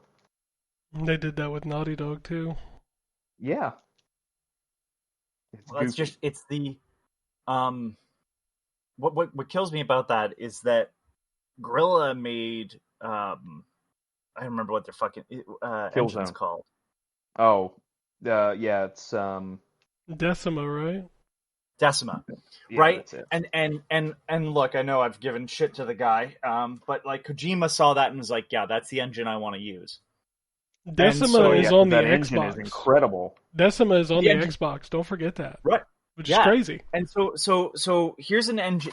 This team that built an engine for single player games. Why don't we make them make this into a multiplayer engine? Yeah, like, that's what I think about. Maybe they're not using the Decima engine, which at that point I go, why the fuck aren't you using that? But the every time you try to make an engine do something that it's not built for, what's that fucking? Oh god, I was gonna call it out, and I don't even remember what the fucking game is called. Chris Roberts, piece of shit. Star Citizen. Star Citizen's using the Cry engine, and they're trying to make it do things the Cry engine is not supposed to do. It's a fucking nightmare. Mm-hmm. And so it's just like, why are you doing that? Well, I know why Chris Roberts is doing it, but it's just like, this is a bad idea. It never goes well. So it's just like, if they're using the Decima engine still, which I would assume they are because they are the ones that built it, what a fucking waste of time and effort to make it multiplayer. You laid out the tagline for this generation. What a waste of fucking time. I mean, I thought you were going to say you laid out the tagline for this podcast. I mean, that's also true. No, I mean, if there's one thing, if there's one thing that Guerrilla is known for, it's their games all look fucking crazy good. Mm-hmm. I can say that even if I don't like them. Like Horizon might be the best looking open world game ever. The DLC at least that's PlayStation 5 exclusive. Fucking beautiful game. I'm gonna say this, and if it's not Horizon, it's fucking Death Stranding. Yeah, Death Stranding. Like, right, which is on the same fucking engine. Yeah, right. Yeah, that engine is crazy. Yeah. So to your point, yeah, it's goofy to take that and take those guys and have them do a live service game that never gets off the ground. I mean, and you've seen the screenshots of what they had. It did not look good. No, it didn't look great. Like, how do you make a game that looks Pixar character worse? Which is crazy to me. Like, how do you make it look worse? Yeah, I don't know. Yeah. Sony CEO Hiroki Totoki says Sony has not decided internally the PlayStation 6 launch date yet. Well, no shit. Like, First off, nobody wants a PlayStation 6 or Xbox Series, whatever the fuck. Nobody wants either of those. They just don't. Like, we can't afford... They barely want the ones they've got. Yeah, they barely want the ones they've got, and they can't afford it even if they wanted one of those. So, maybe we're not launching new consoles. This is, in my opinion, endgame shit. We have 45 minutes to start cashing out now. Fucking make these pigs pay as much as possible before we bail out of this completely. I'm sorry. For the first time, I think a console launch is going to fail. Like, I think for the first time, if Sony and Microsoft end up launching these things, they will not be hard to get. Because nobody will be buying them. I just don't see it. I just don't see how you sell a $1,200 console. I'm sorry. Nintendo added some more music to Nintendo Music, including Super Mario 3D World, Super Mario 3D Land, and hey, more Mario Kart World free roam tracks, because that's still better than DLC for the game. I mean, to be fair, I don't think the same people working on loading songs into Nintendo Music would be working on DLC tracks for Mario Kart World anyway, but... No, but they all work in the same company, Nintendo, who hasn't touched Mario Kart World in a fucking year. SimCity OST is also available on Nintendo Music. SimCity SNES had some good music. That you know what? That's my favorite SimCity. Probably. Mine too. God, I love that version. It's either that or 2000. 2000 was really good. SNK Entertainment, a subsidiary of SNK, has been dissolved after 10 years. Most of its business transferred to parent company SNK. I remember when I read this story, I was like, I didn't know they were different. Right. Yeah. But okay. There's also a teaser from Clear River Games, Square Enix, and Quintet, who are bringing back Terranigma. Yeah. Yeah, I don't know if I should be excited or not until I see what the fuck they're doing with it. I think we'll find out this week. This seems like the week we would find out something of this ilk. Like, don't get me wrong, I'll be happy if it's a collection, because those games should be played, so I'm not, like, trying to be shitty. But if it's just a re-release of Terranigma, I'm good. I have a ROM. Like, I'm not doing this. I can't keep buying ROMs from people who have just bought the rights to now have a thing that no one else has had for years. Like, yeah, fuck off. Tekken 8 game director Kohei Ikeda has joined Harada's new Versus studio. Boy, after the launch of Marvel Tokon, I'm starting to feel like maybe companies shouldn't be looking at new fighting game IPs. Yeah. If you can't get a Marvel licensed fighting game off the ground, that feels like bad news for anybody that's trying to get a unique new IP off the ground in the fighting game genre. I don't know if y'all saw this, but somebody posted the Steam numbers for fighting games this week. Whew! Invincible versus current players, 26. Well, I hate to say this, but fighting games, especially one like Marvel Tokon, but fighting games in general, aren't built to have new people enter. No, and they're not. For the same reason that live service games aren't built to have new people enter. In that, with a fighting game, if you want to compete, you literally have to practice. Mm-hmm. You have to get everybody's moves down. You have to get all the frames down, all that stuff. You're not gonna give up what you've built in a previous game just to move to a new one, unless the new one is much better, or unless everybody that's playing it moves to the next one. I'm not gonna put that fucking much effort into learning a fucking video game either. Well, you're not the target audience. But you know what I'm saying? I get it, but it's like I'm probably not alone in that. But that's what I'm saying. Like, the audience for fighting games is very niche already, and they make it more and more niche as they add different games in. Like, yeah, you have your streamers that'll probably play a multitude of things, but it's just like it's gonna keep getting smaller and smaller if there isn't easy access to it. And then oh well, this game's only available on these 2 consoles. Well, that's a and one of those part of the market you don't have now, so that's a player base that isn't there, and it's just like, congrats, you've done this to yourself. This is something that I'm feeling a lot with, like, it's not as much of an issue now, but like comics did that, where comics, and I realized like what's the barrier to entry there. It's just like they weren't being written for a bunch of different people. They were being written for a very specific audience at a certain point. And now you don't have that problem, but people still think 90s comic era shit. The start of Image, Edgelord Supreme, Rob Liefeld, No Feet, pouches.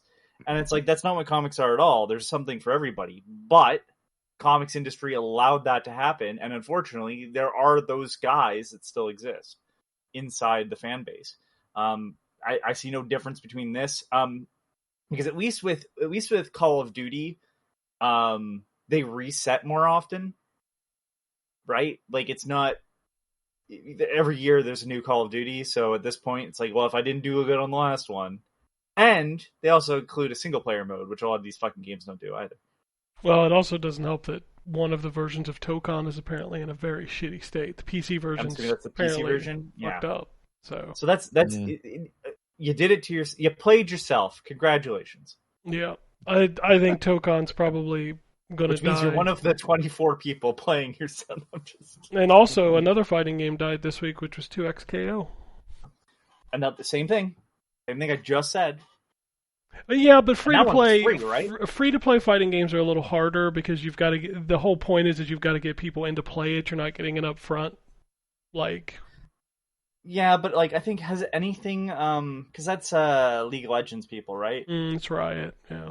Yeah, has anything that they've done that's not League of Legends actually worked? I mean, the ones they had Airship Syndicate do were pretty good games. They did okay. But are they still around? They're single player games. Airship Syndicate? Oh, yeah, those games are single player.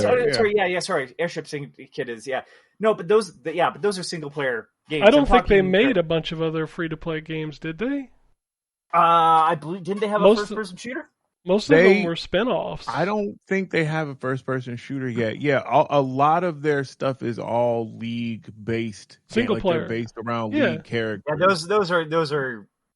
Let me see your games. Those did okay. Like the 2XKO is the only thing that, like, service-wise, I think that failed. I think they did have one of the auto battler games that maybe didn't take off. Valorant's still huge. Yeah, Valorant's huge. Really? Yeah. Oh, fuck me. Okay, well, then they've done 2 things that have stuck around. Never mind. I guess they have some mobile stuff, but mobile is an audience I don't. Valorant is the Warframe of hero shooters. Really? Yeah. I know. There's a huge audience. You just haven't scraped. Nobody talks about it. Like, everybody talks about Team Fortress, Rivals, and Overwatch. Nobody ever talks about Valorant. All right, did not know that. That's on me. Valorant actually more fits in like a blend of a hero shooter and Counter-Strike. Because it has the Counter-Strike objectives, but like the Overwatch characters. Like, doesn't it also have like the purchase between rounds? Yes, it does. Yeah, where you have to buy your weapons and stuff. Yep, like Counter-Strike. Yeah. What was the one I'm thinking of? Oh, it wasn't Valorant then. I was thinking you know what? I've confused these 2 games, although I didn't realize that about Valorant. What was the other hero shooter that came out around the same time as Overwatch, Ken?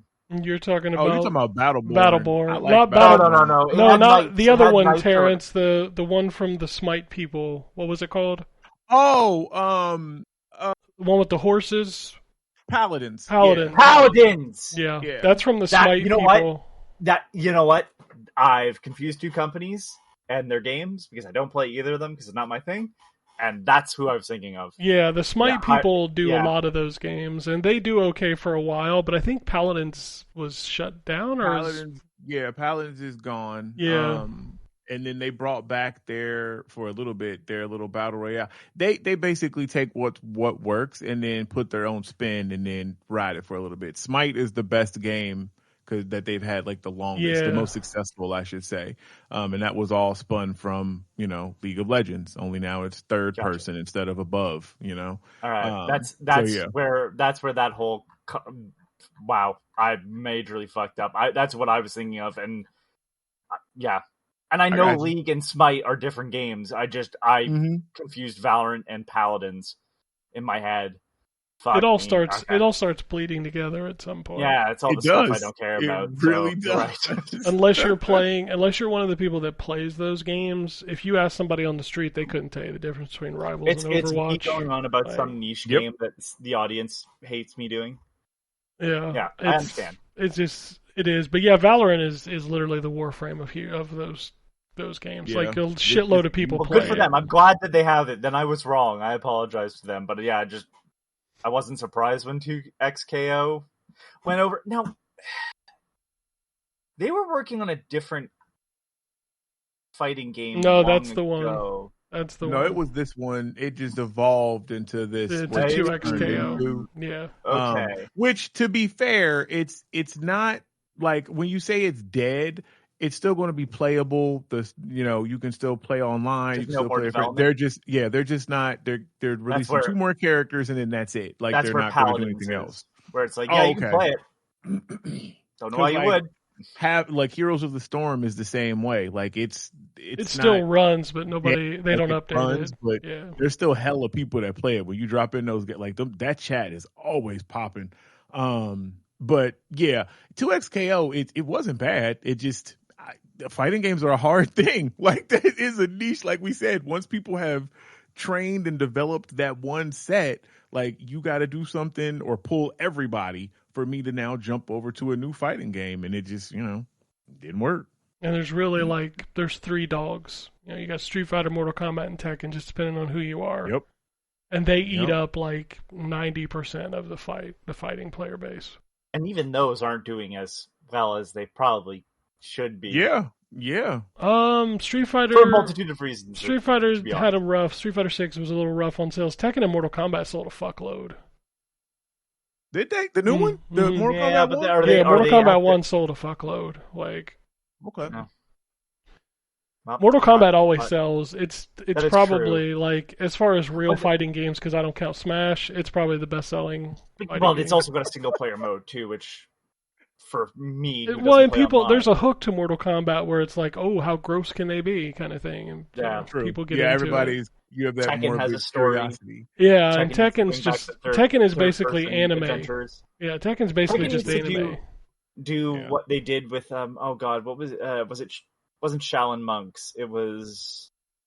What was the third person action game on PS2? For what? Mythologies. Mythologies was 2D.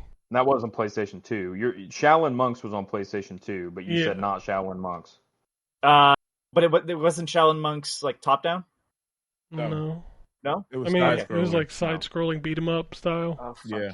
God, that game is good. They need to Shaolin Monks remake that. Man, that game is fire. Dude, if they just put out an HD version, I'd be fucking down. Like, this was like I would buy it. That Shaolin. Fuck yeah, I'd buy it. That game has aged well. I've played it recently. It's me too. Great. Yep. Yeah, it has aged well. Tetsuya Nomura promised that Kingdom Hearts 4 will not be delayed. Deception's a fighting game.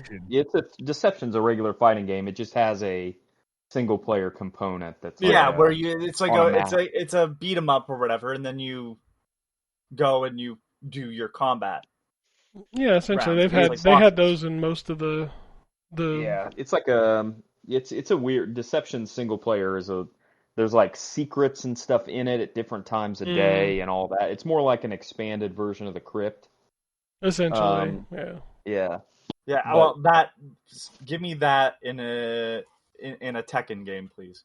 I love Deception. Death by Degrees. Great. Well, there's Death by Degrees. There was also the Devil Within, but I would argue the Devil Within was not great.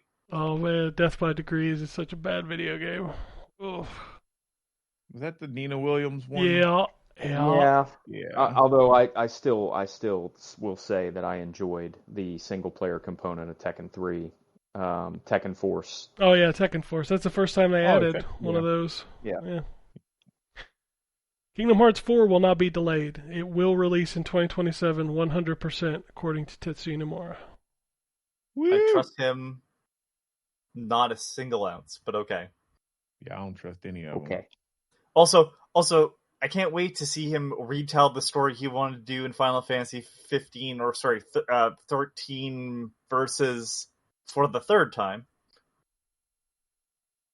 Second time, sorry. Yeah. Arcane veterans Harvey Smith and Ben Horn established a new studio, Black Pony Immersive, with a focus on immersive sim games. We talked about this in the Discord, but every time you hear from the people who brought you this, it usually doesn't end well. From Warren Spector. Oh no. Like, what was that RTS that everybody went on? It was like, from the people who made StarCraft and Diablo. Stormgate, I think, was one of them. Yeah, It fell on its face. And then what was the new one with the people from... that was originally... Like, Keeley showed it off last year, and apparently they're already laying off people. Oh, I can't remember. I know the cover-based game or whatever. Yeah. It's so sad because these guys are big names and they made these great games, but anytime they don't have a multi-billion-dollar corporation behind them, you just can't do it. Video games are too expensive, man. I also Crossfire. Not even that was it. Yeah, that's what it was. Not even the expense thing. I want to say this, and the only guy that's done it extremely well is Kojima, because most of the staff left with him. Yeah. But he also got backing from $1 billion corporation. Sony gave him a blank check. That is true. But I'm just saying that Kojima is Kojima until he doesn't have his team, because his team is just as important, right? Of course. And look what happened to Itagaki. He understood that. But like the problem is, I don't think a lot of people understand that. It's like look at Leslie Benzies. Oh, that game was fantastic. He thought he was the guy that brought it all together, and it's like, you're not. You're a part of a huge team. I think Cliffy B kind of got a dose of reality when he did Lawbreakers. I know Warren Spector. I love his work, but Warren Spector's last game wasn't great. Lawbreakers. And now he's leaving.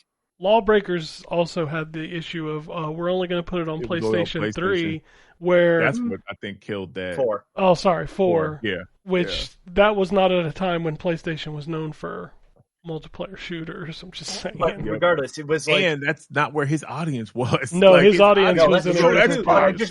I think that comes from this little bit of this weird, like, Ken Levine's next game is still not out. How long has it been since BioShock Infinite? It's just these. It's been a while. We build these characters up, and I'm sorry, like, it is not.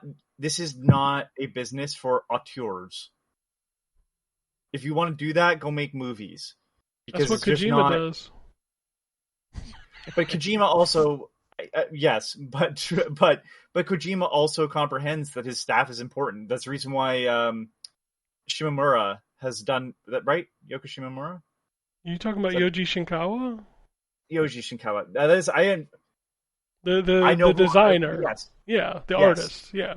The artist who's he worked with fucking forever now. Mm-hmm. Yeah, it's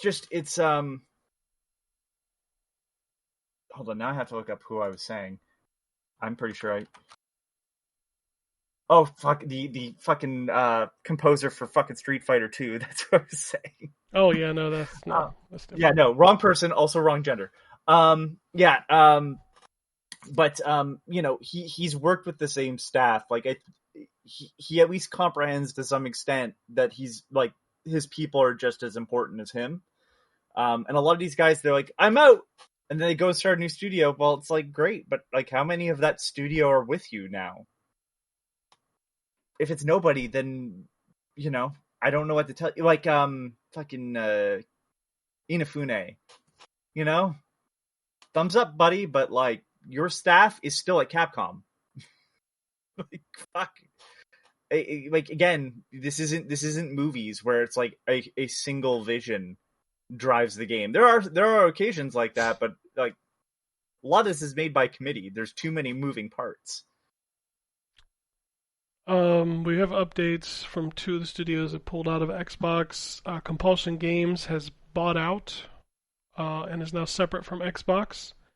which so many sites were so excited to talk about that online.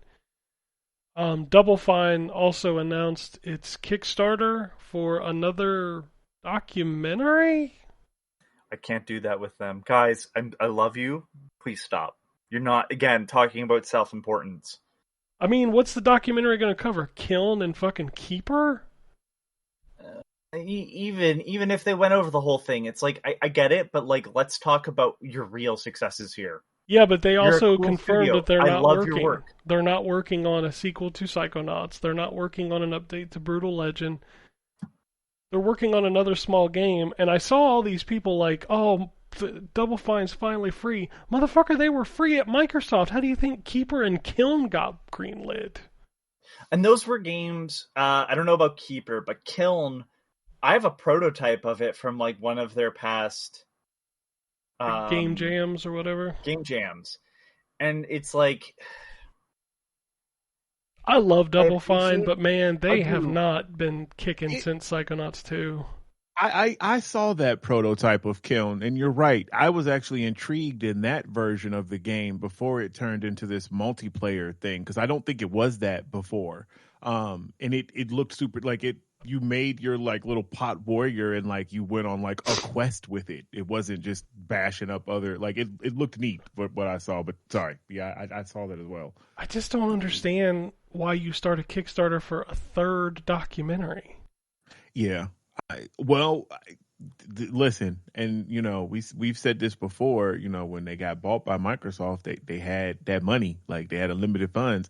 Now they're back on the street. They got to make that money. Like they were Kickstartering games before Microsoft bought them. Like they weren't like super huge. Why kickstart a documentary instead of, I don't know, fucking Psychonauts 3? I got nothing, man. I like you're not. I love what you do. But it's like I don't need a documentary about the chef in the kitchen, especially a second one. This would be a third one, right? Is there a third one? Fuck, Jesus Christ! Were they recording the footage for this while they were making Keeper and whatever else? They have an in-house. They have an in-house documentary team. That's why they've released 2 documentaries. I thought. Oh, I didn't know that. And one of their always do. Okay. Brother, one of their documentaries is like 40 hours long. Oh my God! There's like tons of episodes on YouTube, and that's the other part of this is like it's just free. Yeah, I didn't know that. I don't get it because it's like, again, I wouldn't want to watch this from anybody whose games I like. You know what I mean? Yeah. Yeah, give me like a 60-minute deep dive into a studio that's been around for 20 years. That's interesting. Remaster Brutal Legend. Like, that'd be awesome. Or I don't know, Psychonauts 3. Psychonauts 2 was fucking fantastic. I need to finish the second one. It is good. I'm going to say something. Just second one remake really good. Psychonauts 1. You have a bunch of assets. They were supposed to. They were supposed to remake Psychonauts 1, and they said, well, we're not working on that either. I'm like, then what the fuck are you doing? Yeah, so this is a company... fucking just... You had 4 years at Microsoft with infinite money. And you put out 2 games that nobody cared about. Literally nobody cared about. I don't get it. Like, you're a team that's like, oh, well, we don't have money to make these games. Okay, well, here's the money to make these games. Well, we're going to make shit nobody wants. Like, I don't understand it. I don't comprehend how a team so talented that made, I don't know, Costume Quest, Psychonauts, you know, these classic video games, and you get a blank check, which look what Kojima did with it, just saying. Yeah. You could have made anything. And you made 2 games that maxed out at, 1,000 players?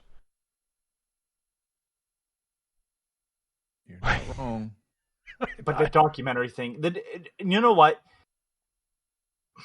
All right, I got nothing, man. They're not business people, whatever, right?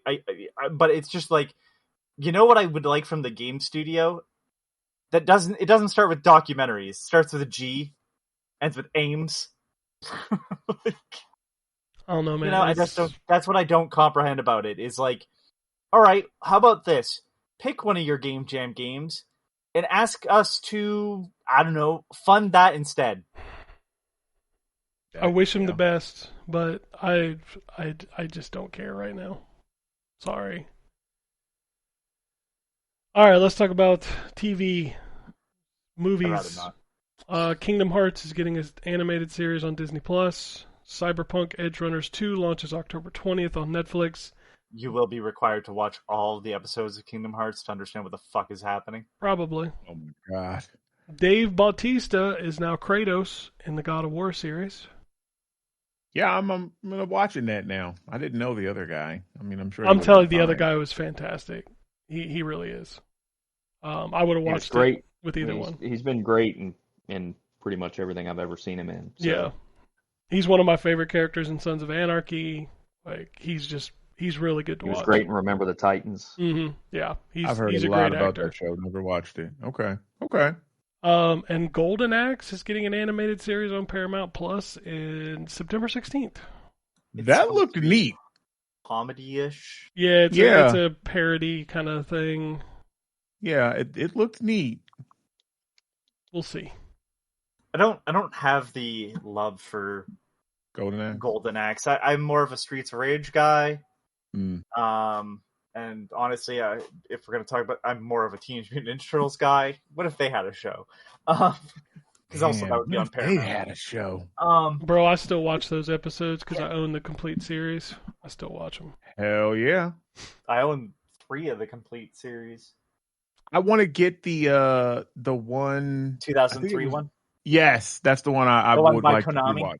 Yes, yeah, I want that series one. kicks ass. I'm just a straight 87 guy. I can't. That's my favorite. Don't get me wrong. I have the Turtle Van version of that with all the discs. But the 2003 show, I've seen some of the episodes, and that show is really fucking good. Like, I want to see the whole thing. What else we got? We got some release date news. Lego Batman Legacy: The Dark Knight DLC launches September 18th. Yeah. What more could they add? I was gonna say, what else is there, man? Shit. Holy crap! It's a Harley Quinn and Joker mode. Let me see. There was something about it that was that plays differently than the Mayhem collection. Mayhem collection. I want to say new playable characters. Of course, it's Harley Quinn and Joker. New story missions. Mayhem mode, a chaotic open world mode to cause destruction across Gotham City. That's probably gonna be fun. Sin Reloaded launches September 24th. Can't wait for that. Ninja Baseball League Man Bases Loaded launches December 10th. Yay. Pipistrello and the Cursed Yo-Yo is coming to the Switch 2 on August 20th. Free upgrade available. Great game. Clive Barker's Hellraiser revival adds a Switch 2 version. Wow. Okay. Didn't we also see Mutagenics is probably being announced this week? Yep. Consoles. Another great game. I want to play that. Yeah, I'm looking forward to it. I was waiting and hoping for a console release. It's really good. Marvel Cosmic Invasion DLC, The Siege of Castle Doom, launches this fall. Ooh. Remember when everybody was excited for that game and then nobody played it? Listen, I did. I like that game. I played about halfway through it and I was like, man, this is kind of boring. I mean, I guess it depends on, how much you like Marvel. I mean, it's not even how much I like Marvel. It's like, it's from the guys that did Shredder's Revenge, and Shredder's Revenge was fucking amazing. It is, yeah. That game. Like, it's hard to feel like you got a downgrade for Marvel. It's weird. Tales of Iron 2, Blood and Brine, free expansion now available. It's the mouse game, right? Mm-hmm. I think so. Yeah, I reviewed that, actually, the first one. Control. It was good. It's Souls-like. Yeah, it is. It's a weird game. Control Resonant has gone gold. I don't know what going gold means anymore. I don't think it means. It means nothing. Used to be that they was printing the discs. Because Wolverine went gold this week too, didn't it? I think so. Probably. Cool. Like, I still guarantee you there'll be a day one patch. Yep. There's a rumor that there's a new Ori game to be announced this week. Is that the secret Xbox game that they were talking about? There's rumors that there's shit in an ass too. I thought that because I read that rumor and it looked like it wasn't being done by Moon Studios. So they don't own. No, Microsoft owns it. Yeah. Oh, I didn't realize that. Okay, interesting. Because I know they got like beef with Moon Studios. That developer. Yeah, he made a long ass tweet about it this morning, so you can go read that. Of course he did. I'm sure that's great. Yeah. He's one of those guys. So yeah. Silent Hill Townfall is apparently a 6-month timed exclusive. Get the fuck out. Wish they would stop that, man. Yeah. Time bullshit is crazy.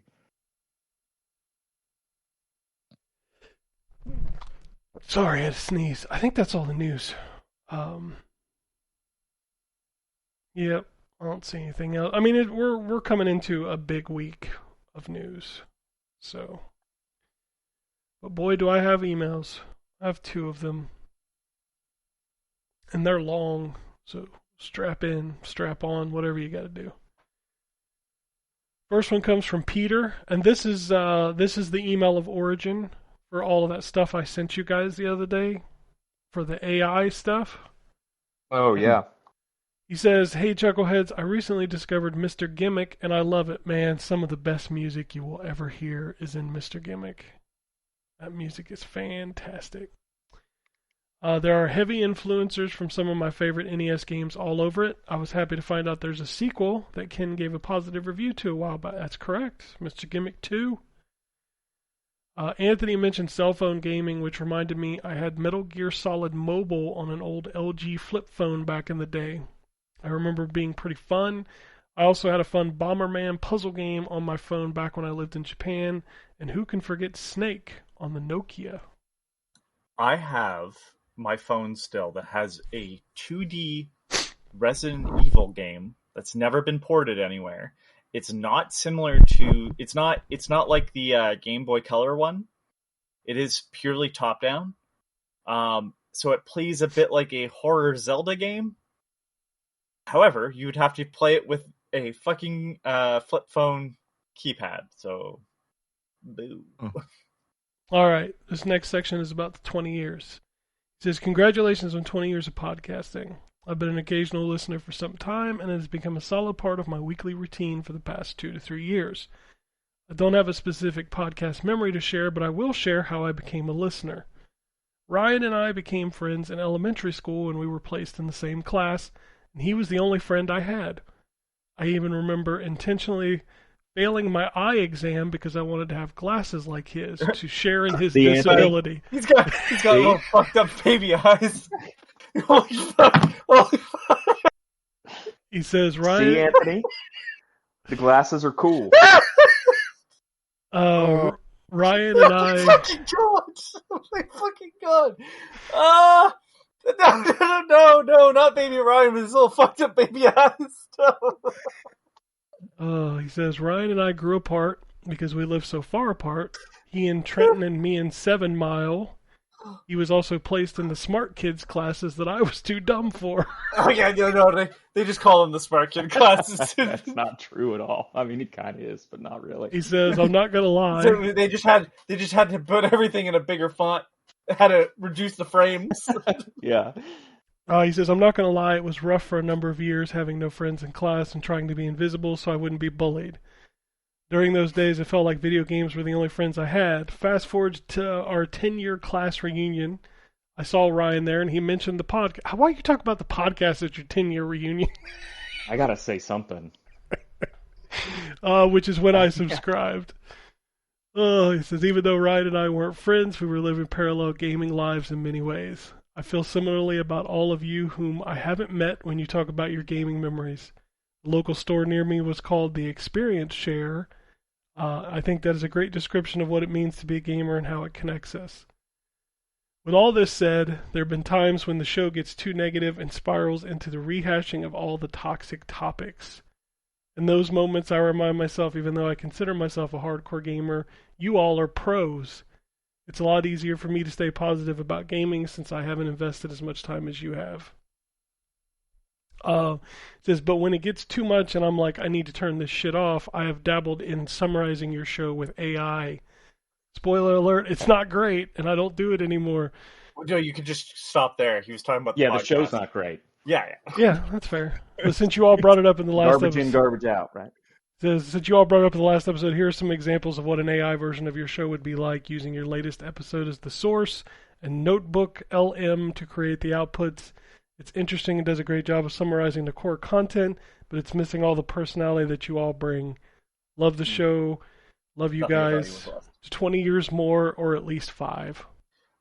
I will say this. Even our Discord, it sometimes gets negative, but for the most part, it's like, and this is kind of something I try to remind myself when I hear other people do. When you're doing a podcast or a show of any sort, and you have to talk about things, your opinions come out, right? Otherwise, like, what are you going to talk about, right? Yeah. So it's probably if shit's going south, just sort of either in your personal life or in general, you get a negative podcast, right? It happens. I try not to be, but guess what? Sometimes you just end up there. All right. This next email is very long, and it's from where all the pictures I sent you come from. None of them were dirty. Please, everybody needs to know that, because you're about to find out why I said that specifically. Hey, yo, it's Eeyore Kara. Ryan, you asked for it, and I'm glad you did. There are so many memories over the years. I think I'm one of the most loyal, long-time active fans of the show. I believe I started listening in 2008 and wrote my first email in 2009. Or maybe I started in 2009 and my first email in 2010. I've never missed an episode. Holy shit. Over the years, if I was away on leave, holidays, etc., I'd always catch up. Back in those early days, had to be a home for an internet connection to download episodes. Unlike today, everything and anything is on the iPhone. That's right. We were doing this shit before people could just listen to it on their phone. That's true, yeah. At some stage, I was one of those who used a PSP to listen to podcasts. It sucked, but it was cool. Fucking awesome. I discovered the show through the N4G site when I searched for 24/7 video game news. And seen a news post, I believe, about N4G Radio. Oh man, I haven't said that in a long time. I'm also gonna say something right now. Yeah, the PSP kind of sucked for certain things, but that user interface is still the nicest looking user interface on anything. It was very good. He says, so many memories and moments over the years. I remember an episode when Gambus and Michael Futter were on the same episode, and Gambus referred to him as Matthew, and everybody asked, who the fuck is Matthew? Nice. Gambus was on another level. Really, yeah, he says Gambus was on another level that even guest names didn't matter. Yeah, it's like I don't know. You ain't gonna be here next week. Matthew, come on. Whenever it was Gambus' turn to talk about the games he played during the week, I remember him talking for at least an hour on the show, and I'm pretty sure he did almost an hour every time. Yep. Probably. He did. Oh man, I miss Gambus. Yeah, he was. Yeah. His Canadian Princess and that fantasy book he was working on. I'm pretty sure Ken or someone on the show asked if there would be fantasy titties in the book. But the standout will always be the black van, which I've attached to this email. Oh Lord, Boogeyman, the vagina fanboy. That's all I remember. Well, I mean, you should remember the fact that he did our theme song. Yeah, that's fair. Which played for, 10, 12 years or something? Oh, more than that, probably. But yeah, a long time. Oh my God, that song was everywhere for the longest time, and now we can't. So long that it still had Killer Wolverine's name in it. Yeah, the OG4 was in that song. He says, I remember there... Too. What's that? Yeah. The Wombat too. The Wombat too, yeah. Yep. God damn. That song is still on my hard drive, but we can't use it anymore. So just have me go instead of N4G, just go ZTGD. It's just really badly edited out. All of a sudden. Yeah, it sounded like he swallowed the mic there for a second. Jesus Christ, Anthony. It's like you were talking through a megaphone for a second. I did that just with my voice, too. So that was like I didn't do anything. I'm still sitting in the exact same spot. Put him on the song. See? That's what that was. We gotta remix the song. Is that what we gotta do? I remember the early days where you guys didn't use your real names and use gamer tags. Oh my God, Yeah. I remember that. Bro, I was Professor Chaos. All because I was so into South Park at the time and Butter's character. Shit. Our gamer tags really show our age of how stupid we are. Right? Oh, man. Drew the Storyteller, I remember the story of him getting SARS virus or something and seeing Yeah, that's God the- that that's night. Yeah, that's a great He story. had. I think he caught swine flu. Oh, I think that's what it was, and he Yeah, was I like think you're dying on the porch outside. He says, I remember him. Hold on. Okay, go ahead. He says, I remember him talking about checking into Foursquare at some shopping center and then some person trying to steal his credit card information. And I remember all those security night stories with his PSP. No, my favorite still is the having night terrors. Oh, about the ants? Waking Ants, his wife yeah. up. We have to go. And she just went, why? And she went, ants. He says, I'm not sure if I'm making things up, but I think there was something between Drew and David Jaffe. No, that was true. That was true. Something David about Jaffe was was the that thing asshole. that happened. He says something about Drew's website or something. I can't remember. Or maybe I'm just playing. No, you're correct. There was a beef between Drew and David Jaffe. what was it? What happened? David Real Jaffe quick, doesn't like I'm people gonna- having opinions about him. Yeah, he Oh. said something about David Jaffe, and Jaffe got wind of it and called him out. So funny. He says all the E3 wish list guessing episodes were always great, and then the follow episodes where you were always somewhat disappointed after E3. Yeah, those were fun. Well, yeah. I believe around That's because we sucked at guessing. we did suck, although we did get Killer Instinct. We did Hey. get Killer Instinct eventually. I mean, Eventually. I believe around episode 100 or shortly after, maybe I'm wrong, the Wii U E3 event being like, what the fuck is this? Listening to you guys talk Wii U was a standout moment. Ryan's news intros were always great. God, I miss those too. I was listening to old episodes, and bro, I was on the floor. Those are fucking hilarious. Yes, like those are so good. you just can't keep it up. This is the problem. Yeah, I Yeah. get it. I get it. That would be hard, but oh my god, they were so funny. Can you imagine if Ryan had to make 907 of those? Oh, my Right? God. Oh, okay, you'd be a Brian would legend. not be on the podcast anymore. He would have said, fuck all of you. Right. Yeah. Too much. There was a moment of a video podcast and Gambus flexing his muscles. I believe that lasted one episode. The Skype days were brutal. Always sound issues. Yeah, we did one episode. We did one episode, and I think it was because it was our 100th episode, wasn't it? No, it was 150, I think, because the 100th 150. episode was the the hurricane. 100. Yeah, was the one that God Himself made sure we couldn't record. Yes.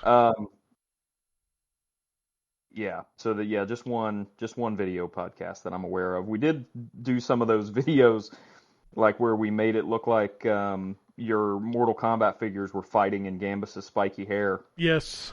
Those are still on the internet somewhere. Because Gambus wore a sport coat the first time we did it. I forgot about that. Yeah.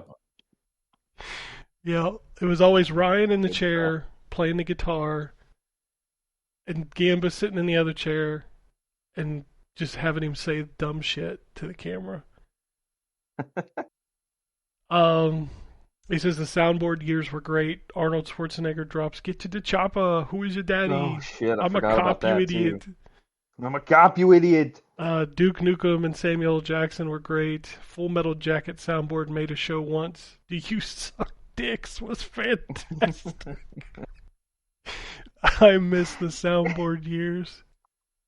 I mean, we still have one. We just don't ever use it. We just don't ever use it. Yeah. I remember you guys talking about switching over to WordPress.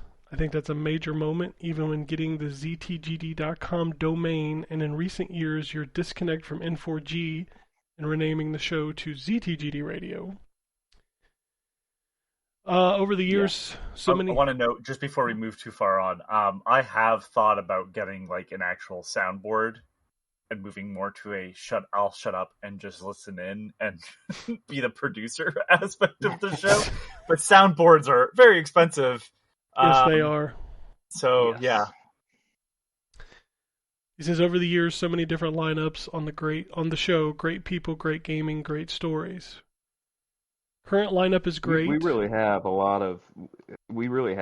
lot of a large variety of different folks and opinions on this show over the years. Yeah, we have. And I know Terrence has made a double run. He did an early run, and now he's doing a late run. Yeah. Yeah, I'm actually sad because I've missed some of the people. Like, I never got to work with or meet Michael Futter. I never got to work with, I don't know how many episodes she did. I think it was a girl that was on the show. Maybe I'm missing. There was a couple. I don't know which one. Was it Sophie? Oh, okay. Sophie, that's her name. Yeah. John was big for a long time. Oh, yeah. Yeah, I did some episodes with John, I still thought John was younger than everybody else. He's the oldest son. No. He says the current lineup is great. Ken, Ryan, Terrence, and Anthony, you guys are fantastic. I'll add Drew here too, waiting for his actual return weekly. Yeah, Drew was a long staple on the show. I mean, Drew was on every episode when I started listening. I think he's done more episodes. He's the one that reached out to me. So if you don't like the fact that I'm here, guess what? Blame Drew. Drew's fucking fault. Blame Drew. Wow, blame Drew. Okay. I think Drew ended up doing more episodes than Gambus after a while. I don't know who's like. I know Ryan and I have done the most episodes by far. Yeah. But Drew's probably third, or maybe Terrence. I think it's Drew. I don't know. I don't know which one of you two. It might be Terrence now, but for a long time it was Drew. Yeah, I can see that. Yeah, I can see that. Because I was on a lot of episodes with Drew, who was on before I started on the site. Because I did go back and listen to podcasts that were older still. So I'd assume it was Drew, but now it's probably Terrence, to be honest with you. So I never went that far. So. He says, over the years, certain words would just become part of the show, such as Omega Boost, PSP, Metal Gear. Yeah. I have to say, good memories would be my emails. I think my emails would always entertain you guys and the fans. My emails would get more extreme. Just had to always look. They were always memorable. Just had to always look up the last email. I think there was a period where I'd send desert island scenarios if you had to choose a box 1 to 3, and it would always be like, if you chose box 2, it would be a dildo with water in it. What? So you had to suck it because you need water. What I will say about your emails, in addition to the fact that they were entertaining and memorable, is that I'm glad that Ken has always been the one who reads them. Yeah, I know. I think I tried once, and I was just like, I can't read that. Yeah, I sent it to you because I was like, I can't read that. You're like, I'll read it. And I'm like, no, I'll read it. And then I read it, and I'm like, no, I'm not going to, actually. Yeah, we're just going to skip that one. All right, now he goes to each person. He says, Ken, you're the man, the anchor. Your dedication is unreal. I think you've only missed like 5 episodes. Have I missed 5? I don't know. I think he's rounding up. I was going to say, Drew did one episode. Usually we just cancel if you can't be here. I think Drew hosted one episode without me. He did. Yeah. I think so, Oh, yeah. I didn't know that. Okay. And I want to say there was actually, if you count, because you used to do a two-parter for the Game of the Year. Game of the Years, yeah. Yeah, because Drew would host one and I would host one. Yeah. So that's right. if we count that, okay. I don't think it's. I think he's rounding up. Okay. Ryan, Doesn't have, I always enjoy your views and insights in the gaming news. Well, I appreciate that. Says I don't always enjoy my views and insights, so. Terrence, balanced commentary and always entertaining. Thanks. Anthony, you seem to know everything and anything in so much detail. Amazing. It's a curse, and I'm sorry. That's so true, because like when you're not here, we're always like, damn it, I wish Anthony was here, because I know he knows what this was. I know. Do you understand that like a lot of the reason why I'm negative is that like I know too much? It's a curse. It's like an old Greek myth curse too. It's like, you thought it was a good idea, didn't you, you piece of shit? Now you push a boulder up a hill for the end of time. Like, oh, cool. And he says, and Drew, the storyteller, miss you. Yeah, Drew was on a lot of episodes because people definitely remember him being around a lot. I also I was like bringing this up. There was a lot more food conversation when it was you and Drew. Yeah, Drew and I like to eat. Losing a ton of weight, right? And I just remember listening. Ken's just quitting smoking, so I hear just like the cough, which it's either from smoking, which I didn't know, or it's because he's 1,000 pounds. I mean, you know, that's one of my favorite stories. Anthony thinking that Ken was like 700 pounds. That is hilarious. He's got a bit of an accent, and like Drew is not helping that at all because he's like got way more of an accent, and I'm just like, these guys, they're just like talking about like eating at Taco Bell all the time, and I'm like, God damn, these guys have to be fucking 1,000 pounds. Come on. We're the fat twins. You're the guys that rode the motorcycles. Yeah, the fattest twins. Yeah, that was us. Yep. Nah, man. I didn't believe. It started out, so I didn't know because it's like I just heard Jay's name. Obviously, when I see it, I'm like, oh, okay, like Korean. But Jay as in Jay or something. Jay, and I'm like, I couldn't make out. Like, I'm like, is he Hispanic? And that's the reason why, like I just had voices to go off of. So I'm like, I don't know. And then it's like, I hear John, and John's voice is a little higher than everybody else's. So it's like, oh, he sounds really young. He's probably the guy that's closest to my age. Couldn't be further from the fucking truth. Could not be further from the truth. Yeah, he's over 50 now, just so you know. Yeah. So it's funny how your perceptions change when you actually like see people. Oh, 100%. But it's just, and then there's I won't do it justice. Drew could fucking name it. Drew's favorite moment with Gambus explaining fucking BioShock. Oh yeah, the Disneyland reference, the Disney Hitler thing. Yeah. Oh. Gambus was unfiltered, and at times it was hilarious, and at times we were like, Gambus always meant well, but sometimes Gambus would say things, and it's like, dude, you can't say. You can't say that, dude. I think he talked an hour about the Superman museum. Yeah, he probably did. That he went to, and I was like, this is engaging stuff. This is just a guy who's passionate. Mm-hmm. That was him, man. That was him in real life. Oh, listen. I know. I've talked to him. Like you talked to him in person, and like he is that dead, dude. by the way. I don't want to give the impression that he's dead. Yeah, he's alive. He's doing other things. Not on the show anymore. Yeah, he's doing other stuff. I miss that dude a lot. I saw him last year at the Greek place, and I snuck up behind him and like tapped him on the shoulder, and I was like, "Are you supposed to be here?" Trying to think of other. Well, listen, I know he told it recently, but I don't remember when Drew told me the story. It may have been on Phoenix Down, to be fair, but Drew talking about how on overnights he couldn't get the door or the window on the back of his truck to close. And then, of course, it came down to he was just in the back of the truck jerking on it. I have that audio clip. Yeah, clip it. I've got the clip. But I'll put it at the end of the show. I do I do auto glass, and so the way those work is it's a steel cable that pulls that fucking thing back and forth. So he fucking had to fucking wrench on it so hard he broke a steel cable. It's still broken. The last time he told me about it, it was still fucking broken in the truck. He's like, I couldn't figure out how to close it. I'm like, did you not think that maybe it was powered? Fuck me. I've seen a lot of shit, and I've never seen. Yeah, so the power slider needs to be changed out because someone fucking destroyed it by pulling on it. All right, finish up this email. He says, anyhow, there's moments I'm sure I've forgotten about, just so many over the years. Here's to the next 20.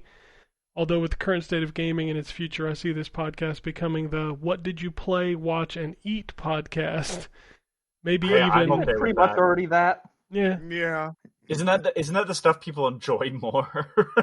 He says, maybe even what home or yard duties did you get up to this week podcast? I'll always be listening, Isn't it guys. kind of already that? Thank you for everything. Your show has been a part of my life and will continue to be. Thank you and take care. Thank you, because you have also been a part of our life. That's true. Jesus Christ. What in the world is happening in this world? We've been doing this too fucking long. Too fucking long. Oh man, I can't wait till we're like getting close to 60. You can't wait for that? I mean, just to think about it. Like, dude, do you realize how much that picture that I threw in the Discord fucked me up? The one of you and Gambus? Yeah. It's because you were a tiny little baby child. I was a baby. Mm-hmm. You didn't even have them fucked up. His eyes were moderately fucked up. They weren't as fucked up as mine. They weren't as fucked up as the eyes that Pete was trying to emulate. I'm sorry. Just the thought of that, like, he's my friend and he's got little baby fucked up eyes, so I'm going to copy that. Yeah. I will say back to that email, because we kind of moved straight from his email to Irokara's, is that Pete was a very good friend of mine in elementary school, and we were friends in high school as well. He's right. We just kind of drifted apart afterwards because of, I mean, you do that sometimes. Same kind of thing that happens. Yeah, but he was a very good friend to me at a time in my life when I needed very good friends. So I appreciate his friendship very much.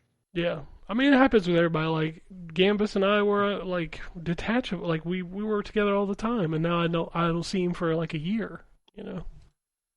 And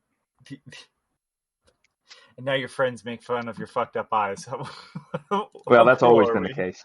Oh, yeah. Okay. I mean, if you didn't, what I tell my son all the time is, like, if I didn't poke fun at you, you'd think I didn't like you. True. Like, if I have to listen to Anthony talk about my fucking landfill VR one more time, I swear to Jesus. To be fair, that is something that was completely in your control. Yeah, here's a fun fact. Didn't have to share that story. Like Ryan said earlier, we've been doing this for 20 years. It's pretty much most stories just gonna come out. I'm just saying. You have life experiences. You share them. What, you shared your VR with the rat? Fucking right, I did. The motherfuckers are having a great time. Well, fucked up rat eyes. Little fucked up rat eyes now because it's playing them VR glasses games. like Ryan. That's right. Anyway, that's 20 years. 3 days past 20 years. It was August 20th, 2006. And we sat down at a table and banged on it with a fucking Walmart $13 microphone. Are you not entertained? Yeah.